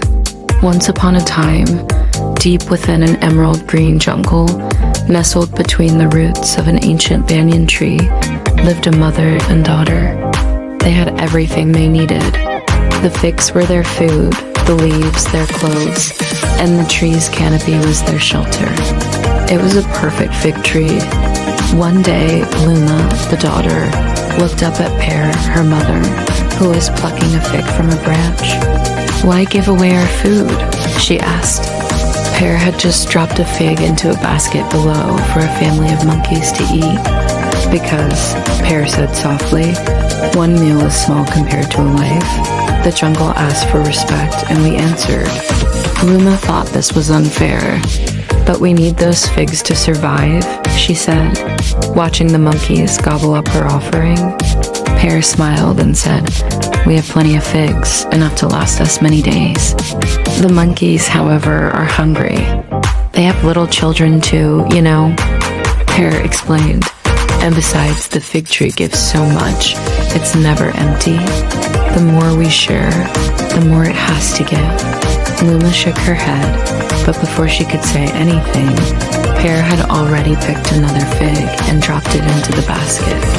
"Here," she called to Luma, "go give this to the monkeys." Luma sighed, but she loved her mother, so she did as she was told. As she stood there watching the monkeys, a troop of chimpanzees came swinging through the trees. One of them, Chiku, called out to Pear, "We saw you giving the figs to the monkeys. Why don't you give some to us?" Pear smiled and replied, "Figs are the food of the fig tree. We share what we can." "Well, that's very generous of you," Chiku said, taking the basket of figs.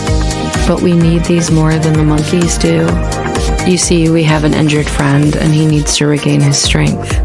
With that, the chimpanzees disappeared into the leafy green maze of the jungle. Luma looked at Pear. "I don't understand why we keep giving away our food," she said. Pear stroked her daughter's hair and said, "When we share our food, we make new friends. And having friends makes us stronger. Besides, we don't need many friends to survive. Just one will do." At this point, Luma was very confused, but Pear simply smiled and plucked a juicy fig to eat. Soon, though, her confusion turned to anger.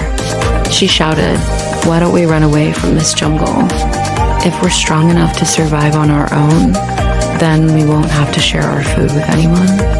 Pear stopped eating and said, "This is a good idea, but sometimes even the strongest animals need help from each other. When that happens, we must be willing to help." Pear added, "That is how we repay the jungle for all that it has given us." Luma still wasn't convinced, but she knew better than to argue with her mother, so she stayed silent. After a while, Pear said, "Come, let's go look for wood to make a fire." As Luma gathered sticks, she heard a twig snap. She turned and saw a mouse, scared and alone. Pear noticed it too. "Hello, little mouse," she said. "Are you lost?" The mouse squeaked and nodded. "Do not worry," said Pear. "You can stay with us until you find your way back home." Then she gave the mouse one of her figs. "Here you go. This will help you find your strength." The mouse ate the fig and squeaked happily. Luma watched. She realized that her mother was right. Sometimes helping others meant giving a little of what you had, and that was okay. Sometimes survival meant letting go, not holding on. The next morning, they found themselves at the edge of a wide river. Its waters shimmered with strange silver swirls. The current was strong, but what unsettled Luma most was the sound. The rushing water seemed to whisper, as though voices carried within it. The friends stood on the bank, gazing out at the endless flow. It was a beautiful, if eerie sight. "We should cross," said Kido, breaking the silence. "It's the only way forward." Luma nodded, though her heart pounded in her chest. The river was wider and more imposing than any they'd seen before. The swirling silver currents hinted at a powerful magic that both fascinated and frightened her. But there was no turning back. They had to keep moving. With a deep breath, she stepped into the water. The current immediately tugged at her legs, threatening to pull her under. She gasped, scrambling for purchase on the slippery stones of the riverbed. Kido rushed to her side, his strong arms lending the support she desperately needed. Together, they fought against the current, inching forward toward the opposite bank. As they struggled, a low voice echoed around them, seeming to come from the very depths of the river. "Turn back," it boomed, "while you still can. This current is not for the living to swim." Though the voice was deep and resonant, commanding both power and respect, fear tightened its icy fingers around Luma's heart. Was the river trying to warn them? Were they foolish to try and cross? Kido squeezed her hand reassuringly. "We have to keep going," he said, his voice firm. "There's no time to lose." With renewed determination, they pressed on, the voice fading into the roar of the current. At last, they reached a small patch of land, scrambling onto it, exhausted and shaken. Luma sank to her knees, shivering despite the midday sun. The river had tested them, but now they were safe. Or so she thought until the ground beneath them shifted, giving way to reveal a gaping chasm. They had been so focused on the river that they hadn't noticed the crumbling bank. Now they stood on a precarious ledge, the river surging below them, separating them from the safety of the forest on the other side. Panic threatened to overwhelm her, but Luma forced it down, reaching out to steady herself. Her fingers closed around a vine and she pulled, surprised by its strength. It held fast, anchoring her to the ledge. Relief flooded through her, and she looked up to see that the vine had connected to a sturdy branch growing over the chasm. Luma turned to help Kido, but he was already moving. With the agility of a mountain goat, he leaped from stone to stone, each jump sure and controlled, taking him further and further away from the crumbling bank. He reached the forest edge and collapsed onto the soft earth, gasping for breath. Shakily, Luma began to climb, pulling herself higher using the vines and branches as supports. She could feel the heat of the sun on her skin, the wind in her hair, and the reassuring solidity of the earth beneath her feet.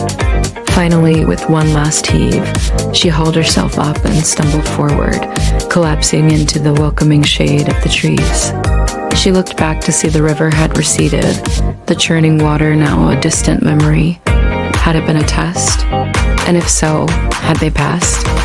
A twig snapped nearby, and Luma whirled around, her hand instinctively reaching for the dagger at her hip. Startled by her sudden movement, Kido took a step back. "It's just me," said a soft voice. From behind a nearby tree emerged a young woman with skin the color of polished mahogany and eyes like polished amber. She wore a simple tunic and leggings, and a quiver of arrows was strapped to her back. "Who are you?" Luma asked cautiously. The woman smiled, revealing teeth as white as pearls. "I am Laya," she said, "daughter of the river and protector of these woods. You have journeyed far, travelers. Why do you come to my river's edge?" She turned, gesturing to the now placid river. "What is it you seek?" Pear listened, his brow furrowed. "This is no ordinary river. The elders called it the river that spoke. They said it echoes the doubts of those who cross." He looked at the placid surface of the water, unable to see any resemblance to the tempestuous sea that churned within him. Yet he felt its power as keenly as if he were battling a physical opponent. one whose strength lay not in muscles or weapons, but in the uncanny ability to prey on his fears and weaknesses. He closed his eyes, willing himself to calm down. When he opened them again, the fire of his conviction had been rekindled. "Then let it speak," he said, his voice ringing with quiet authority. "Let it tell me what I am about to lose." The old man regarded him for a long moment, then dipped his paddle into the water and began to steer the boat away from the shore. Per sat still, his gaze fixed on the spot where the river had whispered its warning. The air grew colder as the sky darkened, mirroring the turmoil in his heart. Was he indeed about to throw away everything that anchored him to life, his reason for existence? As the boat drifted further away, the old man broke the silence. "Are you sure you want to hear the truth, child? Because once you do, there is no turning back. The path ahead will be shrouded in darkness, and even the memory of the light will be taken from you." Per nodded, bracing himself. The river had spoken, and he would not shy away from its message. The old man sighed, a deep, world-weary sound. "Then listen closely, for I shall not repeat myself." He leaned forward, his eyes boring into Per's. "You are about to lose the warmth of the sun on your skin, the taste of rain on your lips, the feel of wind in your hair. You will forget the scent of honeysuckle and the sound of children's laughter. The vibrant hues of the world will fade into a distant memory, leaving you enveloped in the gray shadows of regret. Your journey will be a solitary one, fraught with despair. Even the stars in the heavens will seem cold and indifferent, waging their silent war against the encroaching darkness. And when you finally reach the end of your path, you will confront the chilling realization that it was all for nothing, that you have sacrificed everything for an existence devoid of meaning. The river does not lie. It merely speaks the truth as it flows relentlessly toward the sea. The choice, however, is yours. Embrace the darkness or seek the light, for once the river has spoken, the die is cast. The old man fell silent, allowing the gravity of his words to settle upon Pere like a shroud. In the stillness that followed, Pere felt as though he were drowning in a sea of despair, the weight of the old man's prophecy threatening to drag him under.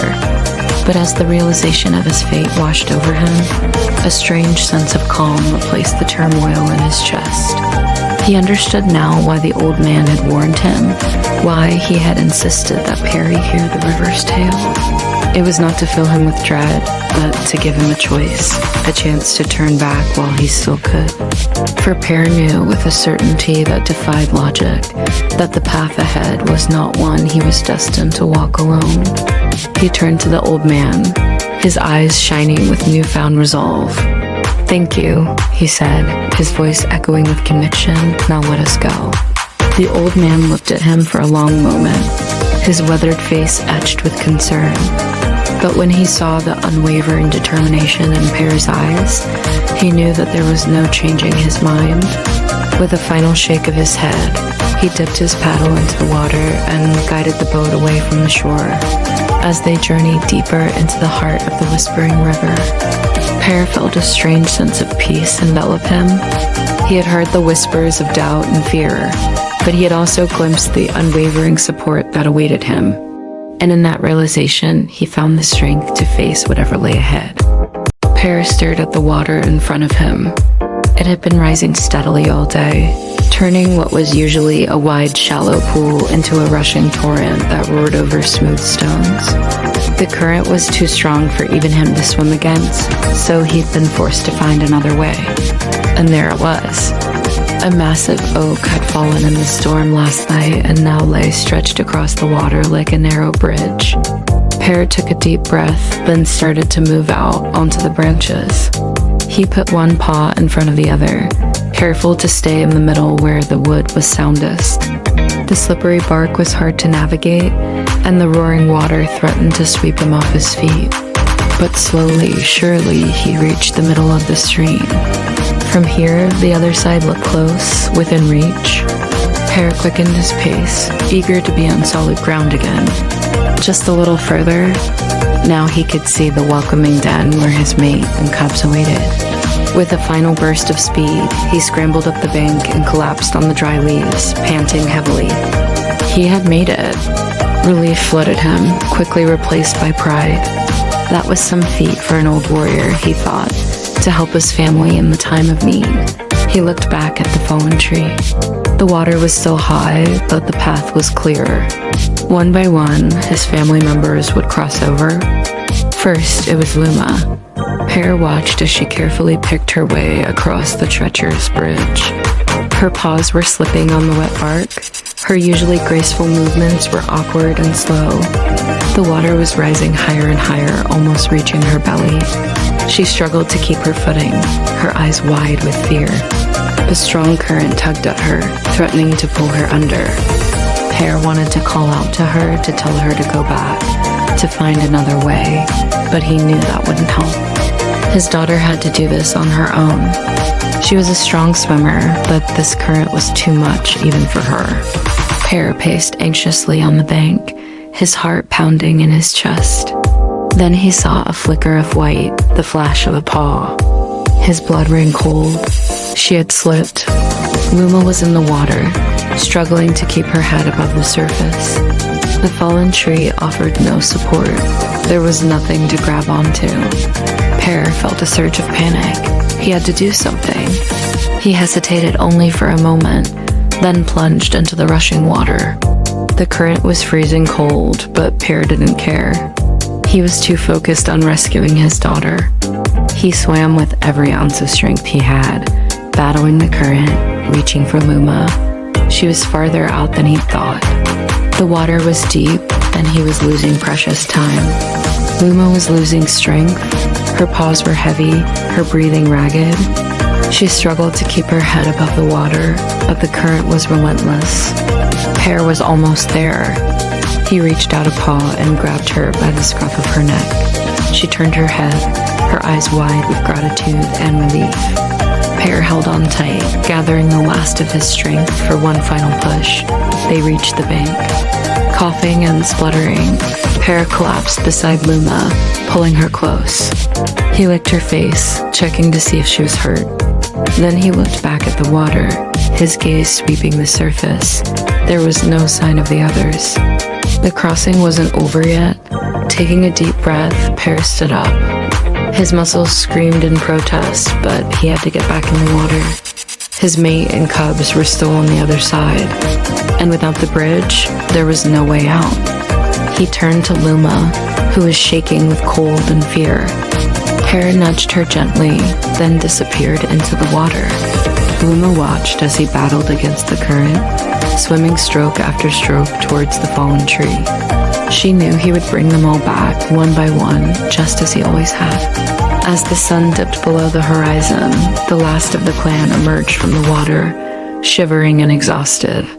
They huddled together on the bank, grateful to be alive, grateful for their brave leader, Pear, who had rescued them all. Luma, halfway across, the whispers grew louder. Luma heard them clearly now. You are too small. You will fail. Turn back before it is too late. Luma pressed on, her small legs pumping as fast as she could. Behind her, the tunnel entrance was just a dark hole in the rock face, and the growing darkness ahead of her seemed to be reaching out to swallow her whole. The whispers slithered around her, seeping into her ears, wrapping themselves around her heart, squeezing the breath from her lungs. They were right. She was too small. She would fail. She had to turn back. Her legs burned, her lungs ached, but she couldn't stop. Not now. Not when victory was so close. She burst out of the tunnel, stumbling onto the path. Gasping for breath, she looked back. It was done. With a last surge of adrenaline, she scrambled up the rocks and over the boulders, ignoring the scrapes and cuts that tore her skin, the blood trickling down her arms and face, hot and sticky. She didn't care. Not when she could see the castle in the distance, not when the whispers had gone silent. Luma stood on the peak of the mountain, the wind whipping her hair and clothes around her as she looked down at the valley below. The whispers had told her no one would hear her scream if she fell, but they would simply leave her there to die. But she had made it. She had proven them wrong. Her small chest heaving with the effort, Luma took a shaky breath and slowly the world tilted. She had never climbed this high or this fast before. She was only a child after all. What was she thinking? Racing up the mountain like a fool, ignoring her mother's warnings, pretending that the dark whispers in her head weren't there, pretending that what her mother had told her about the mountain and its whispers was just a story, a silly fairy tale to scare children into behaving. But now the world was tilting again, and this time it wouldn't stop. Luma gasped, scrambling for purchase on the rocks, but her fingers slipped.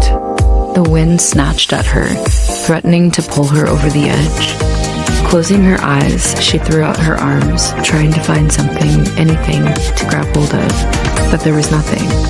Only air. Then strong arms wrapped around her, pulling her back from the edge. Opening her eyes, she saw the concern etched on the face of the man who had saved her. He was tall and broad-shouldered, his clothes and hair windblown, his gaze intense and dark. But it was his voice that truly stole her breath. It was the same voice she had heard in her dreams, calling out to her, beckoning her to come to him, to come to the mountain. His touch was warm and grounding, pulling her back from the abyss of the darkening sky. And the whispers were gone. In their place was the sound of the wind and the feeling of solid rock beneath her fingers. Slowly, he helped her to her feet. "Are you all right?" he asked. His voice rumbled like distant thunder, echoing the turmoil in her heart. I think so," she stammered, suddenly shy. Looking away, she saw her mother standing farther up the path, her face pale, worry creasing her brow. Relief flooded Luma, but it was quickly replaced by guilt. She had worried her mother. The man turned and gestured to the path. "Your mother's waiting." Luma looked back at the man. She wanted to ask who he was, why he had been in her dreams, why he had saved her. But as she met his gaze, she knew she couldn't. There was something about him, something powerful and ancient that both scared and intrigued her. She nodded, her throat too dry to speak, and started up the path. As she climbed, she heard the whispers again, slithering around her, hissing their venomous words. This time, though, there was a new voice, deep and resonant, that drowned them out. As she reached her mother, the whispers fell silent. Her mother rushed to her, enveloping her in a tight hug. "Oh, Luma, I was so worried," she whispered, her voice shaking. "Don't ever do that again, please." Luma hugged her mother back, burying her face in her shoulder. She didn't want to be scolded.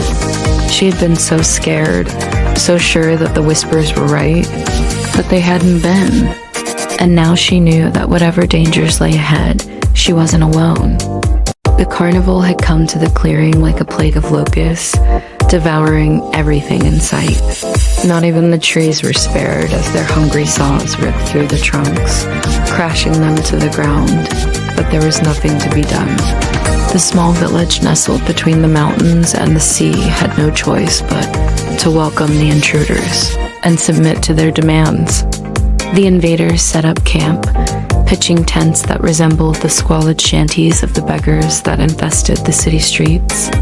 And yet they lived better than many villagers, for they were spared the hunger that gnawed at their bellies, the cold that bit at their bones, and the despair that poisons their souls.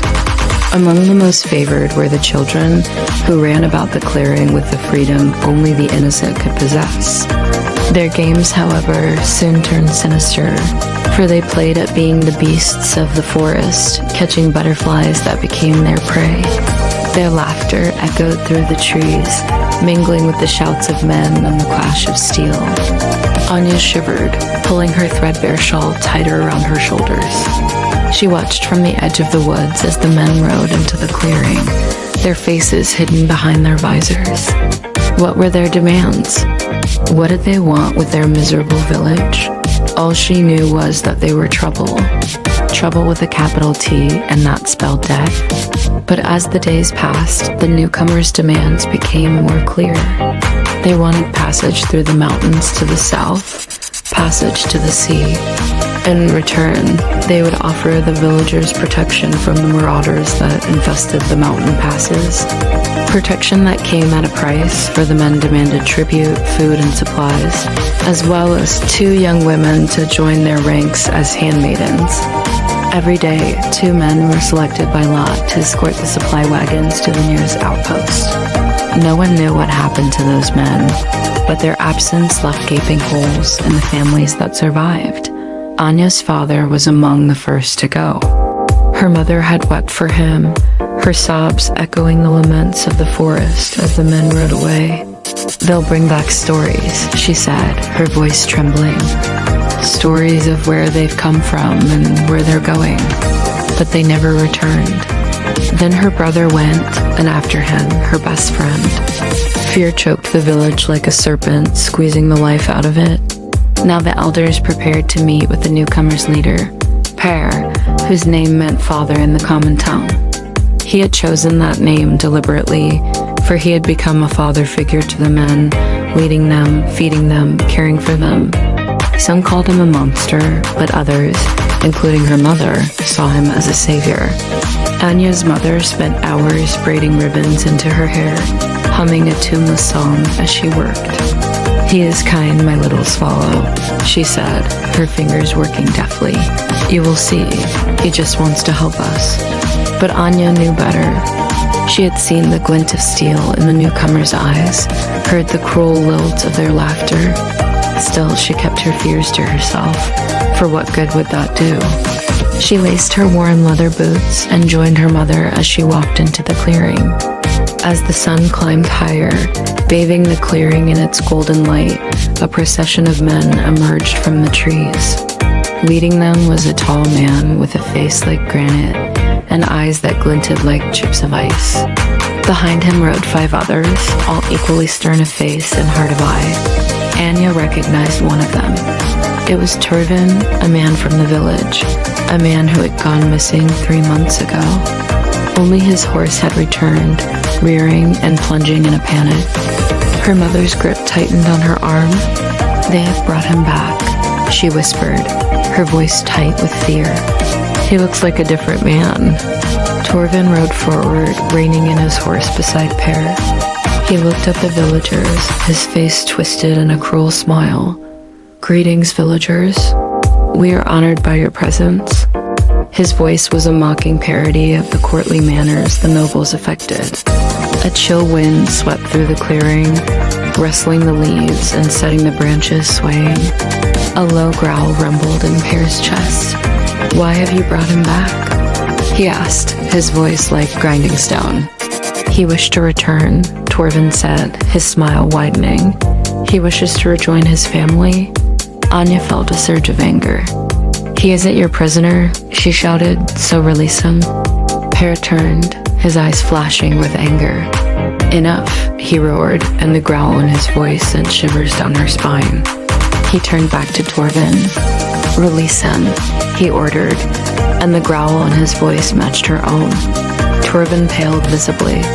"But Father Per," he began, but the leader cut him off. "Do you question my authority?" he asked, stepping from his horse. He towered over Torvin, his face expressionless. "Release him," he commanded again, and this time there was no mistaking the steel in his voice. Torvin hesitated, then drew back his head and released the hold he had on the reins. The horse whinnied and backed away, stumbling over the uneven ground. "Go," Per said, and Torvin fled. When he was gone, Per turned back to the villagers, his face still set like granite. But when he opened his mouth to speak, a flicker of something like sadness crossed his features. "We have no quarrel with you," he said, his voice gentler now. "We only wish to pass through the mountains. If you aid us, we will aid you against the raiders. If you refuse, we will take what we need by force." He turned and strode back to his horse, his shoulders slumping slightly. As he rode away, his voice echoed through the trees. "I am sorry," he said, "but some things must be done." She shook her head, but the voices pressed harder. Ahead, Pear froze, clutching the log. "I hear them too," he murmured. "Voices from my past. My mistakes." The story you're about to hear is terrifying. And if you're scared of heights, well, maybe look away now. Luma had been climbing Mount Hua for hours. It was one of the 5 great mountains of China, and also one of the deadliest. One wrong move and you could tumble to your death. Luma wasn't afraid, though. She was determined to reach the summit before sunset, and she almost made it. But then the wind picked up, making the path slick with rain. Just a little further, she told herself, taking a deep breath as she reached out for a handhold. Suddenly, she heard a scream. Pear. She turned to see him clinging to the mountainside, his face white with terror. He must have slipped. Now what? Luma hesitated, frozen with fear. If she rushed over, she could lose her footing and they'd both fall. But if Pear froze now, he would fall. Summoning her courage, she hopped forward and nudged him with her head. Pear, the river only knows your fears, not your truth. Keep walking. I'm here. Pear blinked, startled, then slowly began to move again, his eyes fixed on the path ahead. Luma stayed close behind him, guiding him, encouraging him to keep going. Every few minutes, Pear would freeze again, overwhelmed by the danger they were in, but he never closed his eyes. He trusted Luma, and somehow that gave him strength to keep going. When they finally reached the top, the sky was dark and the wind was fierce, but they were safe. Now Luma felt exhausted, drained. She collapsed beside Pear, burying her head under his chin. She had done it. They had done it. She was so tired. And then Pear did something that made her heart leap. He wrapped his paws around her, holding her tight. She had never felt so loved, so cherished. But their joy was short-lived. As the first rays of sunlight touched the mountain, a horde of monkeys appeared, screeching and throwing rocks. Pear growled, baring his teeth, but there were too many of them. The male monkeys circled them, beating their chests, while the females chattered loudly, urging them to go back down the mountain. Pear whimpered, licking Luma's head reassuringly. He knew that neither of them wanted to leave, but they had no choice. There was no way they could win a fight against the entire troop. Slowly, painfully, they began their descent. When they reached the bottom, shaken but unharmed, Luma and Pear found their way to a quiet meadow where they could rest.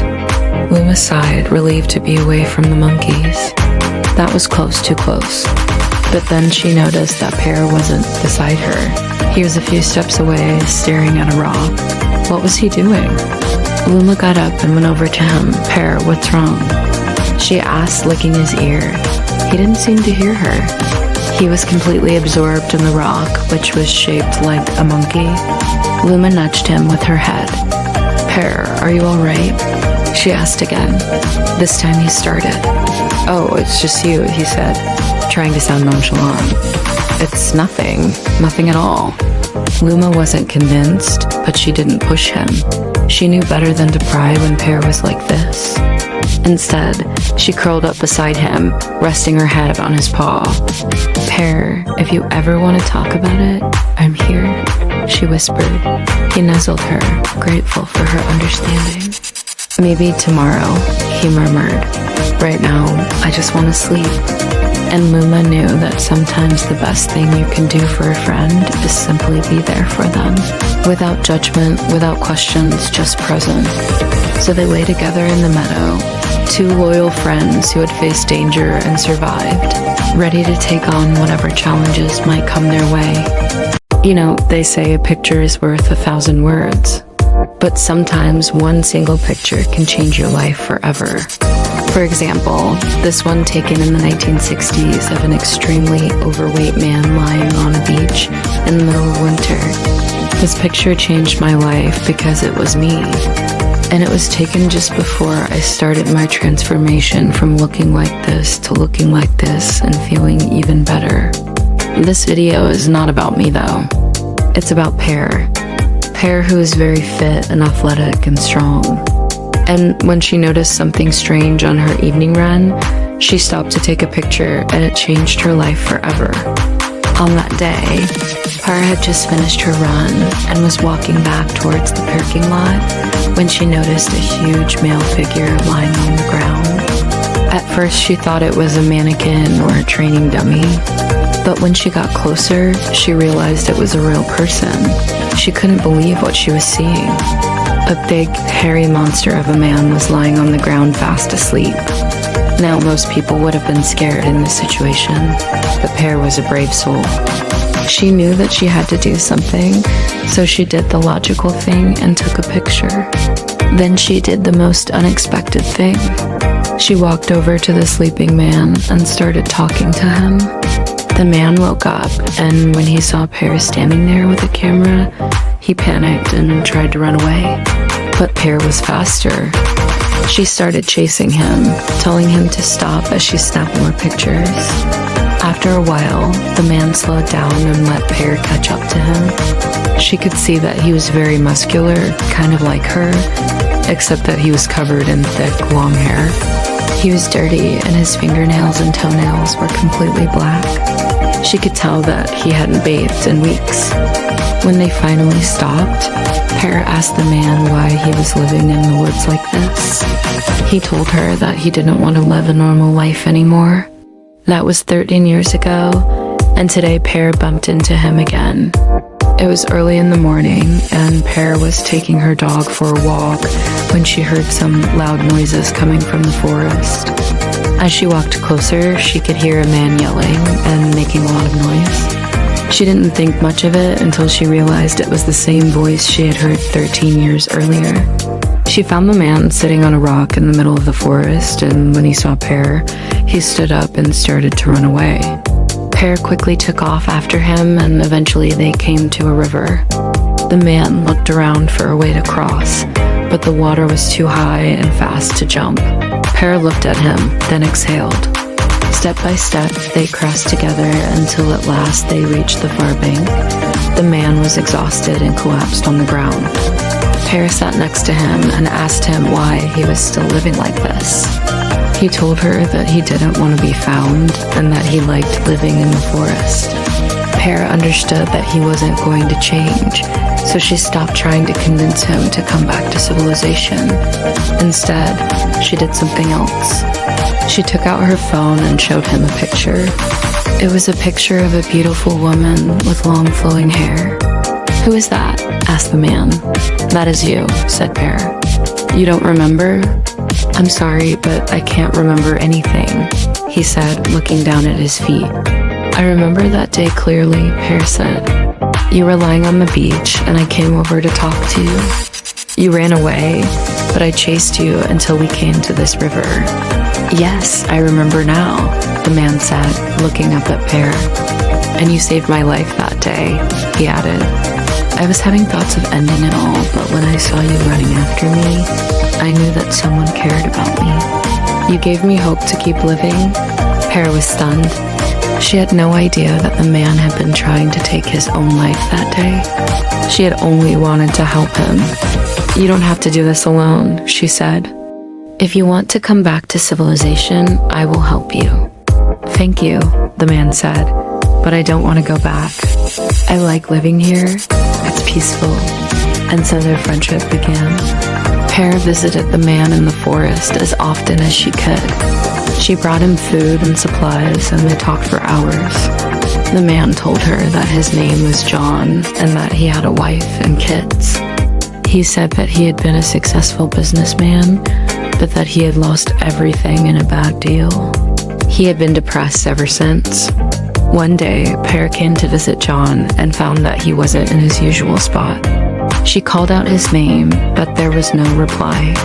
Suddenly, she heard a crash in the bushes, and when she turned around, she saw John lying on the ground with a broken leg. Pear quickly called for help, and soon John was on his way to the hospital. At the hospital, Hera told the doctors that John had fallen while hiking. She didn't want anyone to know that he was living in the forest. When John was released from the hospital, Hera took him back to her place. She helped him get cleaned up and gave him new clothes. She also introduced him to her friends and family. A few months later, John was back on his feet and living a normal life again.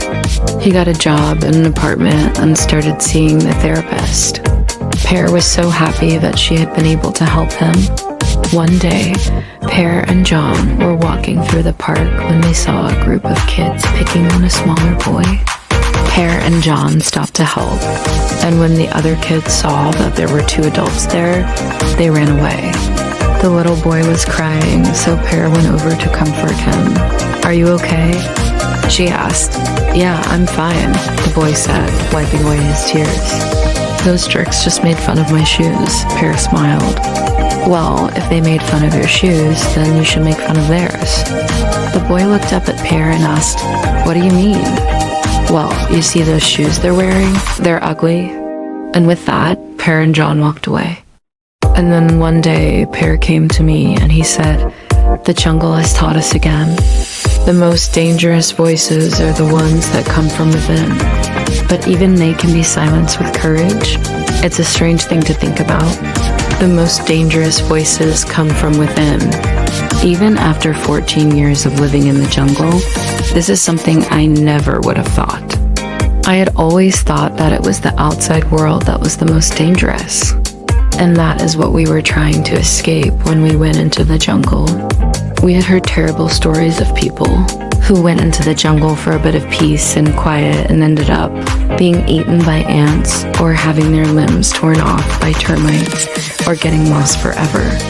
And yet here we were sitting, Pear and I, looking out over this beautiful vista of mist-covered mountains, listening to nothing but the gentle calls of cicadas. For all its wildness, all its power, the jungle was a place of peace. We had been living in this small village in the middle of the jungle for 3 months now. We had found an oasis of tall trees and clean water, a place where we could finally take a break from our desperate flight from the outside world. The war was still raging when we arrived here, but luckily the jungle was big enough that we had managed to avoid the worst of it. We had seen some wounded soldiers stumbling through the undergrowth, their eyes blank with terror. They were the lucky ones because we had seen the ones who didn't make it. But despite all the horror that surrounded us, we still felt safe here. Safe at least, until Pear started hearing voices in the night. At first they were just whispers, barely audible above the buzz of insects and the calls of nocturnal birds. Then they grew louder, more insistent. They came closer to our camp. We tried to ignore them, but the voices kept getting louder and more numerous. One night we woke up to find a whole chorus of voices just outside our camp, singing songs we didn't recognize. Pear and I looked at each other, our faces pale in the firelight. What should we do? We decided to stay in the camp, hoping that if we made a lot of noise, the voices would go away.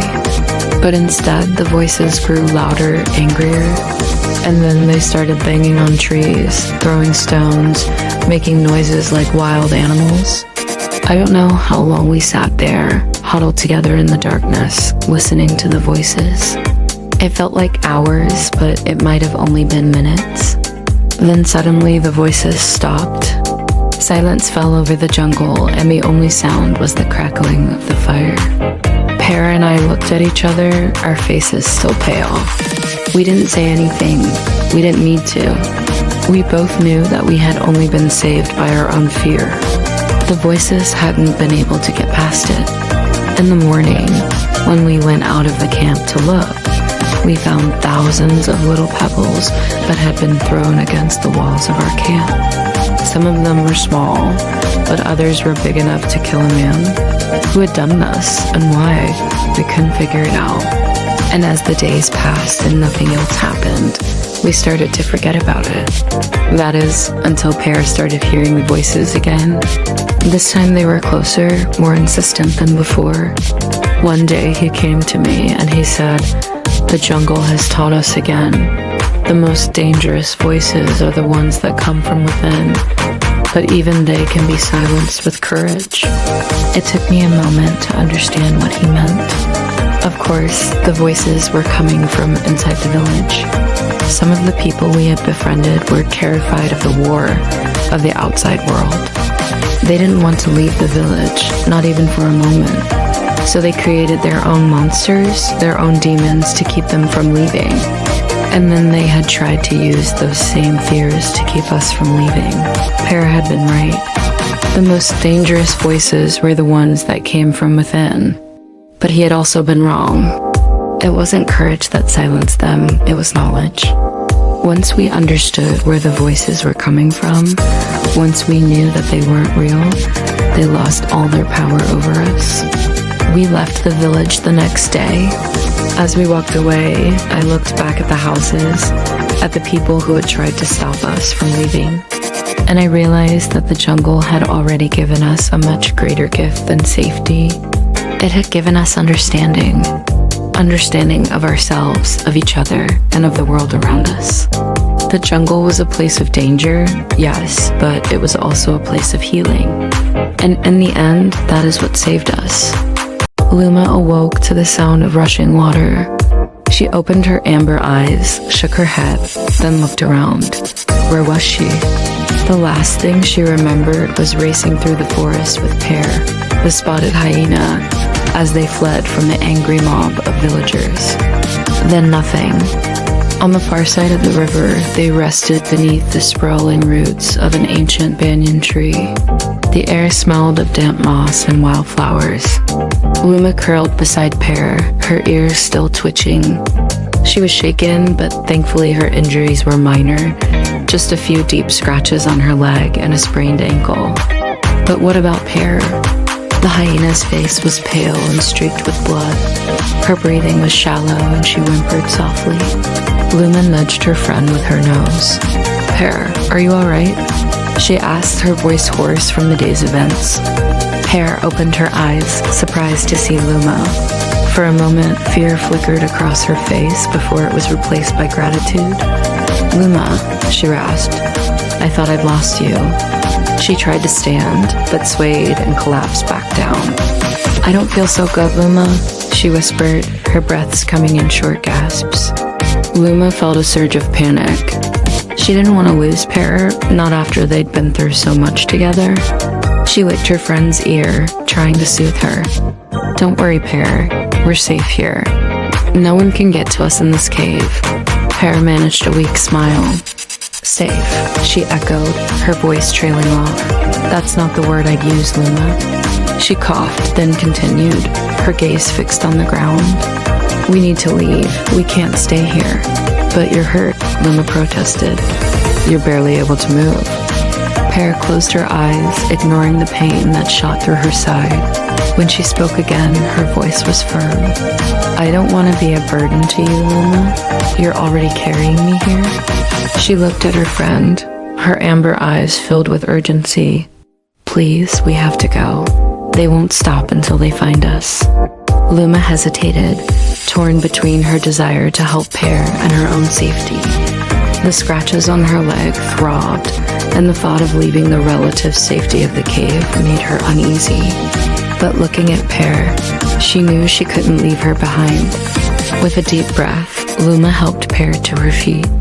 The hyena leaned heavily on her, and Luma could feel the sharp end of one of Pear's horns digging into her shoulder. It hurt, but she didn't dare pull away. She had to get them both out of there. They moved slowly, carefully making their way through the underbrush. The further they went, the more the pain in Luma's leg intensified. She could feel her ankle swelling and the scratches on her skin turning into nasty open wounds. But she pushed through the pain, driven by the sight of Pear struggling ahead of her. Suddenly, Pear stopped, collapsing to her knees. I can't go any further, Luma, she whispered, her voice filled with despair. I'm sorry, Luma. I've let you down. Luma rushed to her friend's side, kneeling beside her. Don't talk like that, Pear. It's not your fault. She looked around, searching for something, anything that could help Pear. Her eyes fell on a broad leaf, and she quickly tore it into strips. Then, taking a deep breath, she began to apply pressure to Pear's wounds. The hyena winced as the cold water touched her hot, dry skin. "Luma, you don't have to do this," she murmured, her eyes fluttering closed. "I know, but I want to help you," Luma said softly. She continued to apply the compress, willing Pear to get better. She wouldn't let her friend die. Not after everything they'd been through, not when they were so close to freedom. As the first rays of sunlight peeked through the trees, Pear finally stirred. She opened her eyes, looked at Luma, then at the sky. "We have to keep moving," she whispered, her voice hoarse but determined. "While they're still asleep, we can make it to the border. We can escape." Luma nodded, helping Pear to her feet. Together, they limped into the forest, their bodies battered and bruised, their spirits unbroken. She stared at him, really looked at him for the first time in a long while. She saw not just the person she had been married to for 20 years, but a stranger. His face was lined and creased like an old, worn-out leather jacket. His eyes, though, they were still bright, shiny, full of life. They held the sparkle of adventure, the curiosity of a child, the wonder of someone experiencing life for the very first time. "What are you thinking?" he asked, his voice raspy from all those years of shouting into the void, trying to be heard, trying to make a difference. "I'm thinking how I never really knew you," she whispered, tears welling up in her eyes. He reached out, his hand hovering above hers like a butterfly testing the warmth of a flower before it landed. When he finally touched her, it was as if he were reaching across an abyss, bridging the gap between them, connecting the dots of the past 2 decades. "Pear," she said softly, "why do you keep walking forward, even when everything tells you to stop?" He didn't answer right away. He looked past her, his eyes distant, as if he were seeing a far-off shore. "Because," he finally said, his voice barely a whisper, "I have to. There's nothing behind me but the past. And the only way to get to where I'm going is through the unknown." She felt the weight of his words crashing down on her like a tidal wave, suffocating her, drowning her in the immensity of his being. In that moment, she saw him more clearly than ever before. Not the sum of his parts, but the essence of who he was. A man possessed by an insatiable curiosity, an unquenchable thirst for life itself. He turned to her then, his eyes searching hers, and in that silent communion, she understood. It wasn't just about the journey for him. It was about the experience, the sum of all the moments, big and small, that made up the tapestry of existence. For him, life wasn't just something to endure. It was something to be savored, to be lived to the fullest, every step of the way. And as she looked at him, she realized that he had been right all along. There was nothing behind them but the past. But there was so much in front of them, so much to explore, to discover, to experience together. With newfound clarity and purpose, she took his hand and they started walking forward, side by side, into the unknown. Together, they would face whatever lay ahead, knowing that as long as they had each other, they could navigate any storm, scale any mountain, and explore any horizon. Because in the end, it wasn't about the destination. It was about the journey they shared, the love they expressed, and the life they embraced, fully and completely together. Pear gazed at the trees above, because every step forward is a choice, and every choice shapes who we become. If I let fear guide me, then I am no longer myself. Pear wiped the sweat from his forehead. His hands were shaking. He could feel his heart beating in his throat. It was hard to breathe. Each inhale and exhale ragged and uneven. The air itself felt like a physical manifestation of his anxiety, pressing against him, suffocating him. Pear wanted to turn back, to run away from whatever lay ahead, but he couldn't. He had come too far, and besides, there was nowhere left to go. Pear was trapped. Before him stretched a narrow bridge made of swords, held together by a few loose planks of wood. The rickety structure swayed precariously above a dizzying drop. Looking down, Pear felt his stomach lurch. Below him, the river churned, frothing and snarling like some wild beast ready to devour all who dared cross its path. Pear swallowed, his throat dry as dust. On the other side of the bridge, barely discernible through the curtain of falling water, stood Pear's wife, Alara. Her silhouette was etched against the light, a beacon in the mist. In her arms, she held their newborn son, little Ari. Pear's heart ached with a fierce protectiveness. He had to get to them. He had to be strong for his family. Taking a deep breath, Pear started to move forward, one foot in front of the other. Pear began his journey across the bridge. With each step, the planks groaned under his weight. The sway became more pronounced. Fear threatened to overwhelm him, to make him turn back, but Pear pressed on. He had to be brave, not just for himself, but for Alara and Ari. They needed him to be strong. Suddenly, a loud crack echoed across the chasm. One of the planks had broken under Pear's weight. Now there was only a narrow sliver of wood left for him to stand on. Panic surged through Pear. Was it a sign? Should he have listened to his gut and stayed away? Fear whispered insidious doubts in his ear. But Pear shook his head, clearing away the fog of panic. He couldn't give in now. He had come too far. Besides, what choice did he have? Turning back would be madness. There was nothing left to do but keep going forward. Taking another deep breath, Pear steadied himself. He focused on the image of Alara and baby Ari waiting for him on the other side. With renewed determination, he began to move forward again, this time more carefully, more deliberately. Each step was a conscious choice, a choice to be brave, a choice to be strong, a choice to keep moving forward. As Pear continued his journey across the rickety bridge, the swaying grew more intense. The very air around him thrummed with danger.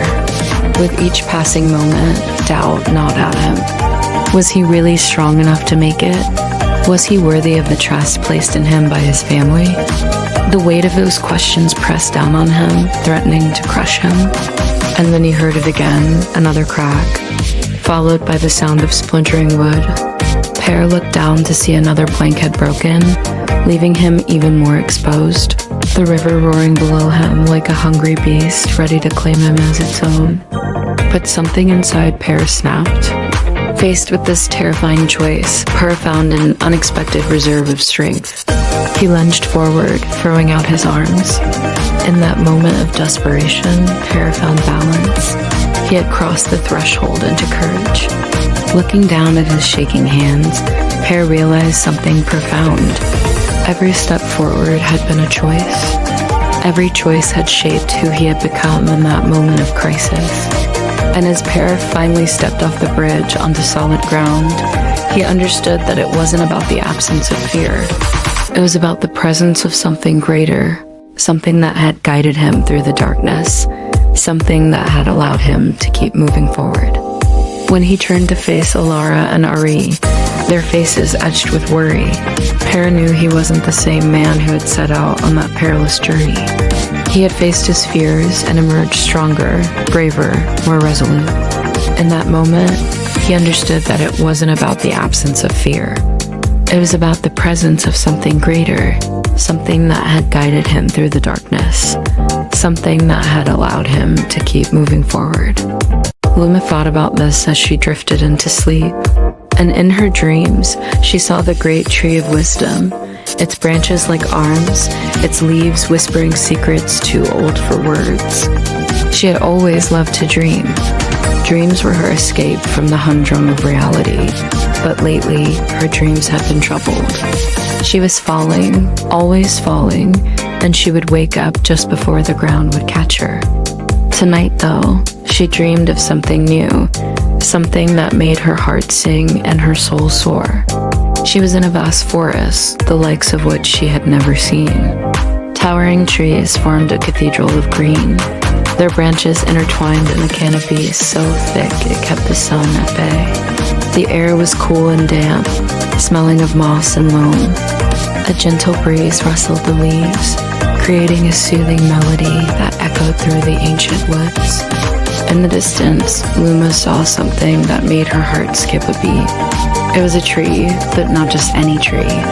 This one was different. Its bark was a deep, rich brown, the color of aged leather. And its branches reached out to the sky like gnarled fingers. As she got closer, she could feel a strange pull, as if the tree itself was reaching out to her, beckoning her to come closer. Then Luma saw the face. It was carved into the trunk of the tree, and it was beautiful. The eyes were kind and knowing, and the mouth was curved into a gentle smile. There was something about the face that seemed familiar, like an old friend she had lost and found again. As Luma stood there gazing at the tree, she felt a sense of peace wash over her. It was as if the tree itself was whispering secrets to her, secrets that she couldn't understand but felt in her bones. Suddenly, she knew that this was no ordinary tree. This was the tree of wisdom, and its secrets were about to be revealed to her. The tree seemed to glow, and its light filled Luma with warmth and energy. She felt her body being pulled upward, as if by an invisible force. And then she was floating, rising higher and higher until she was enveloped in the tree's embrace. Luma found herself in a place of pure white light, and when she could see again, she looked down to see the tree below her, its branches now forming a staircase leading up to where she stood. At the top of the tree, she saw a door made of the same aged wood as the tree's bark, and above the door, she read the words, "Open when you're ready." Luma hesitated for a moment, but she knew that she had to go through the door. As she reached for the handle, it turned, and the door swung open, revealing a staircase that spiraled upwards. Curiosity and a sense of adventure overcoming any fear, she stepped through the door and began to climb. Each step was like a puzzle piece fitting perfectly into her soul.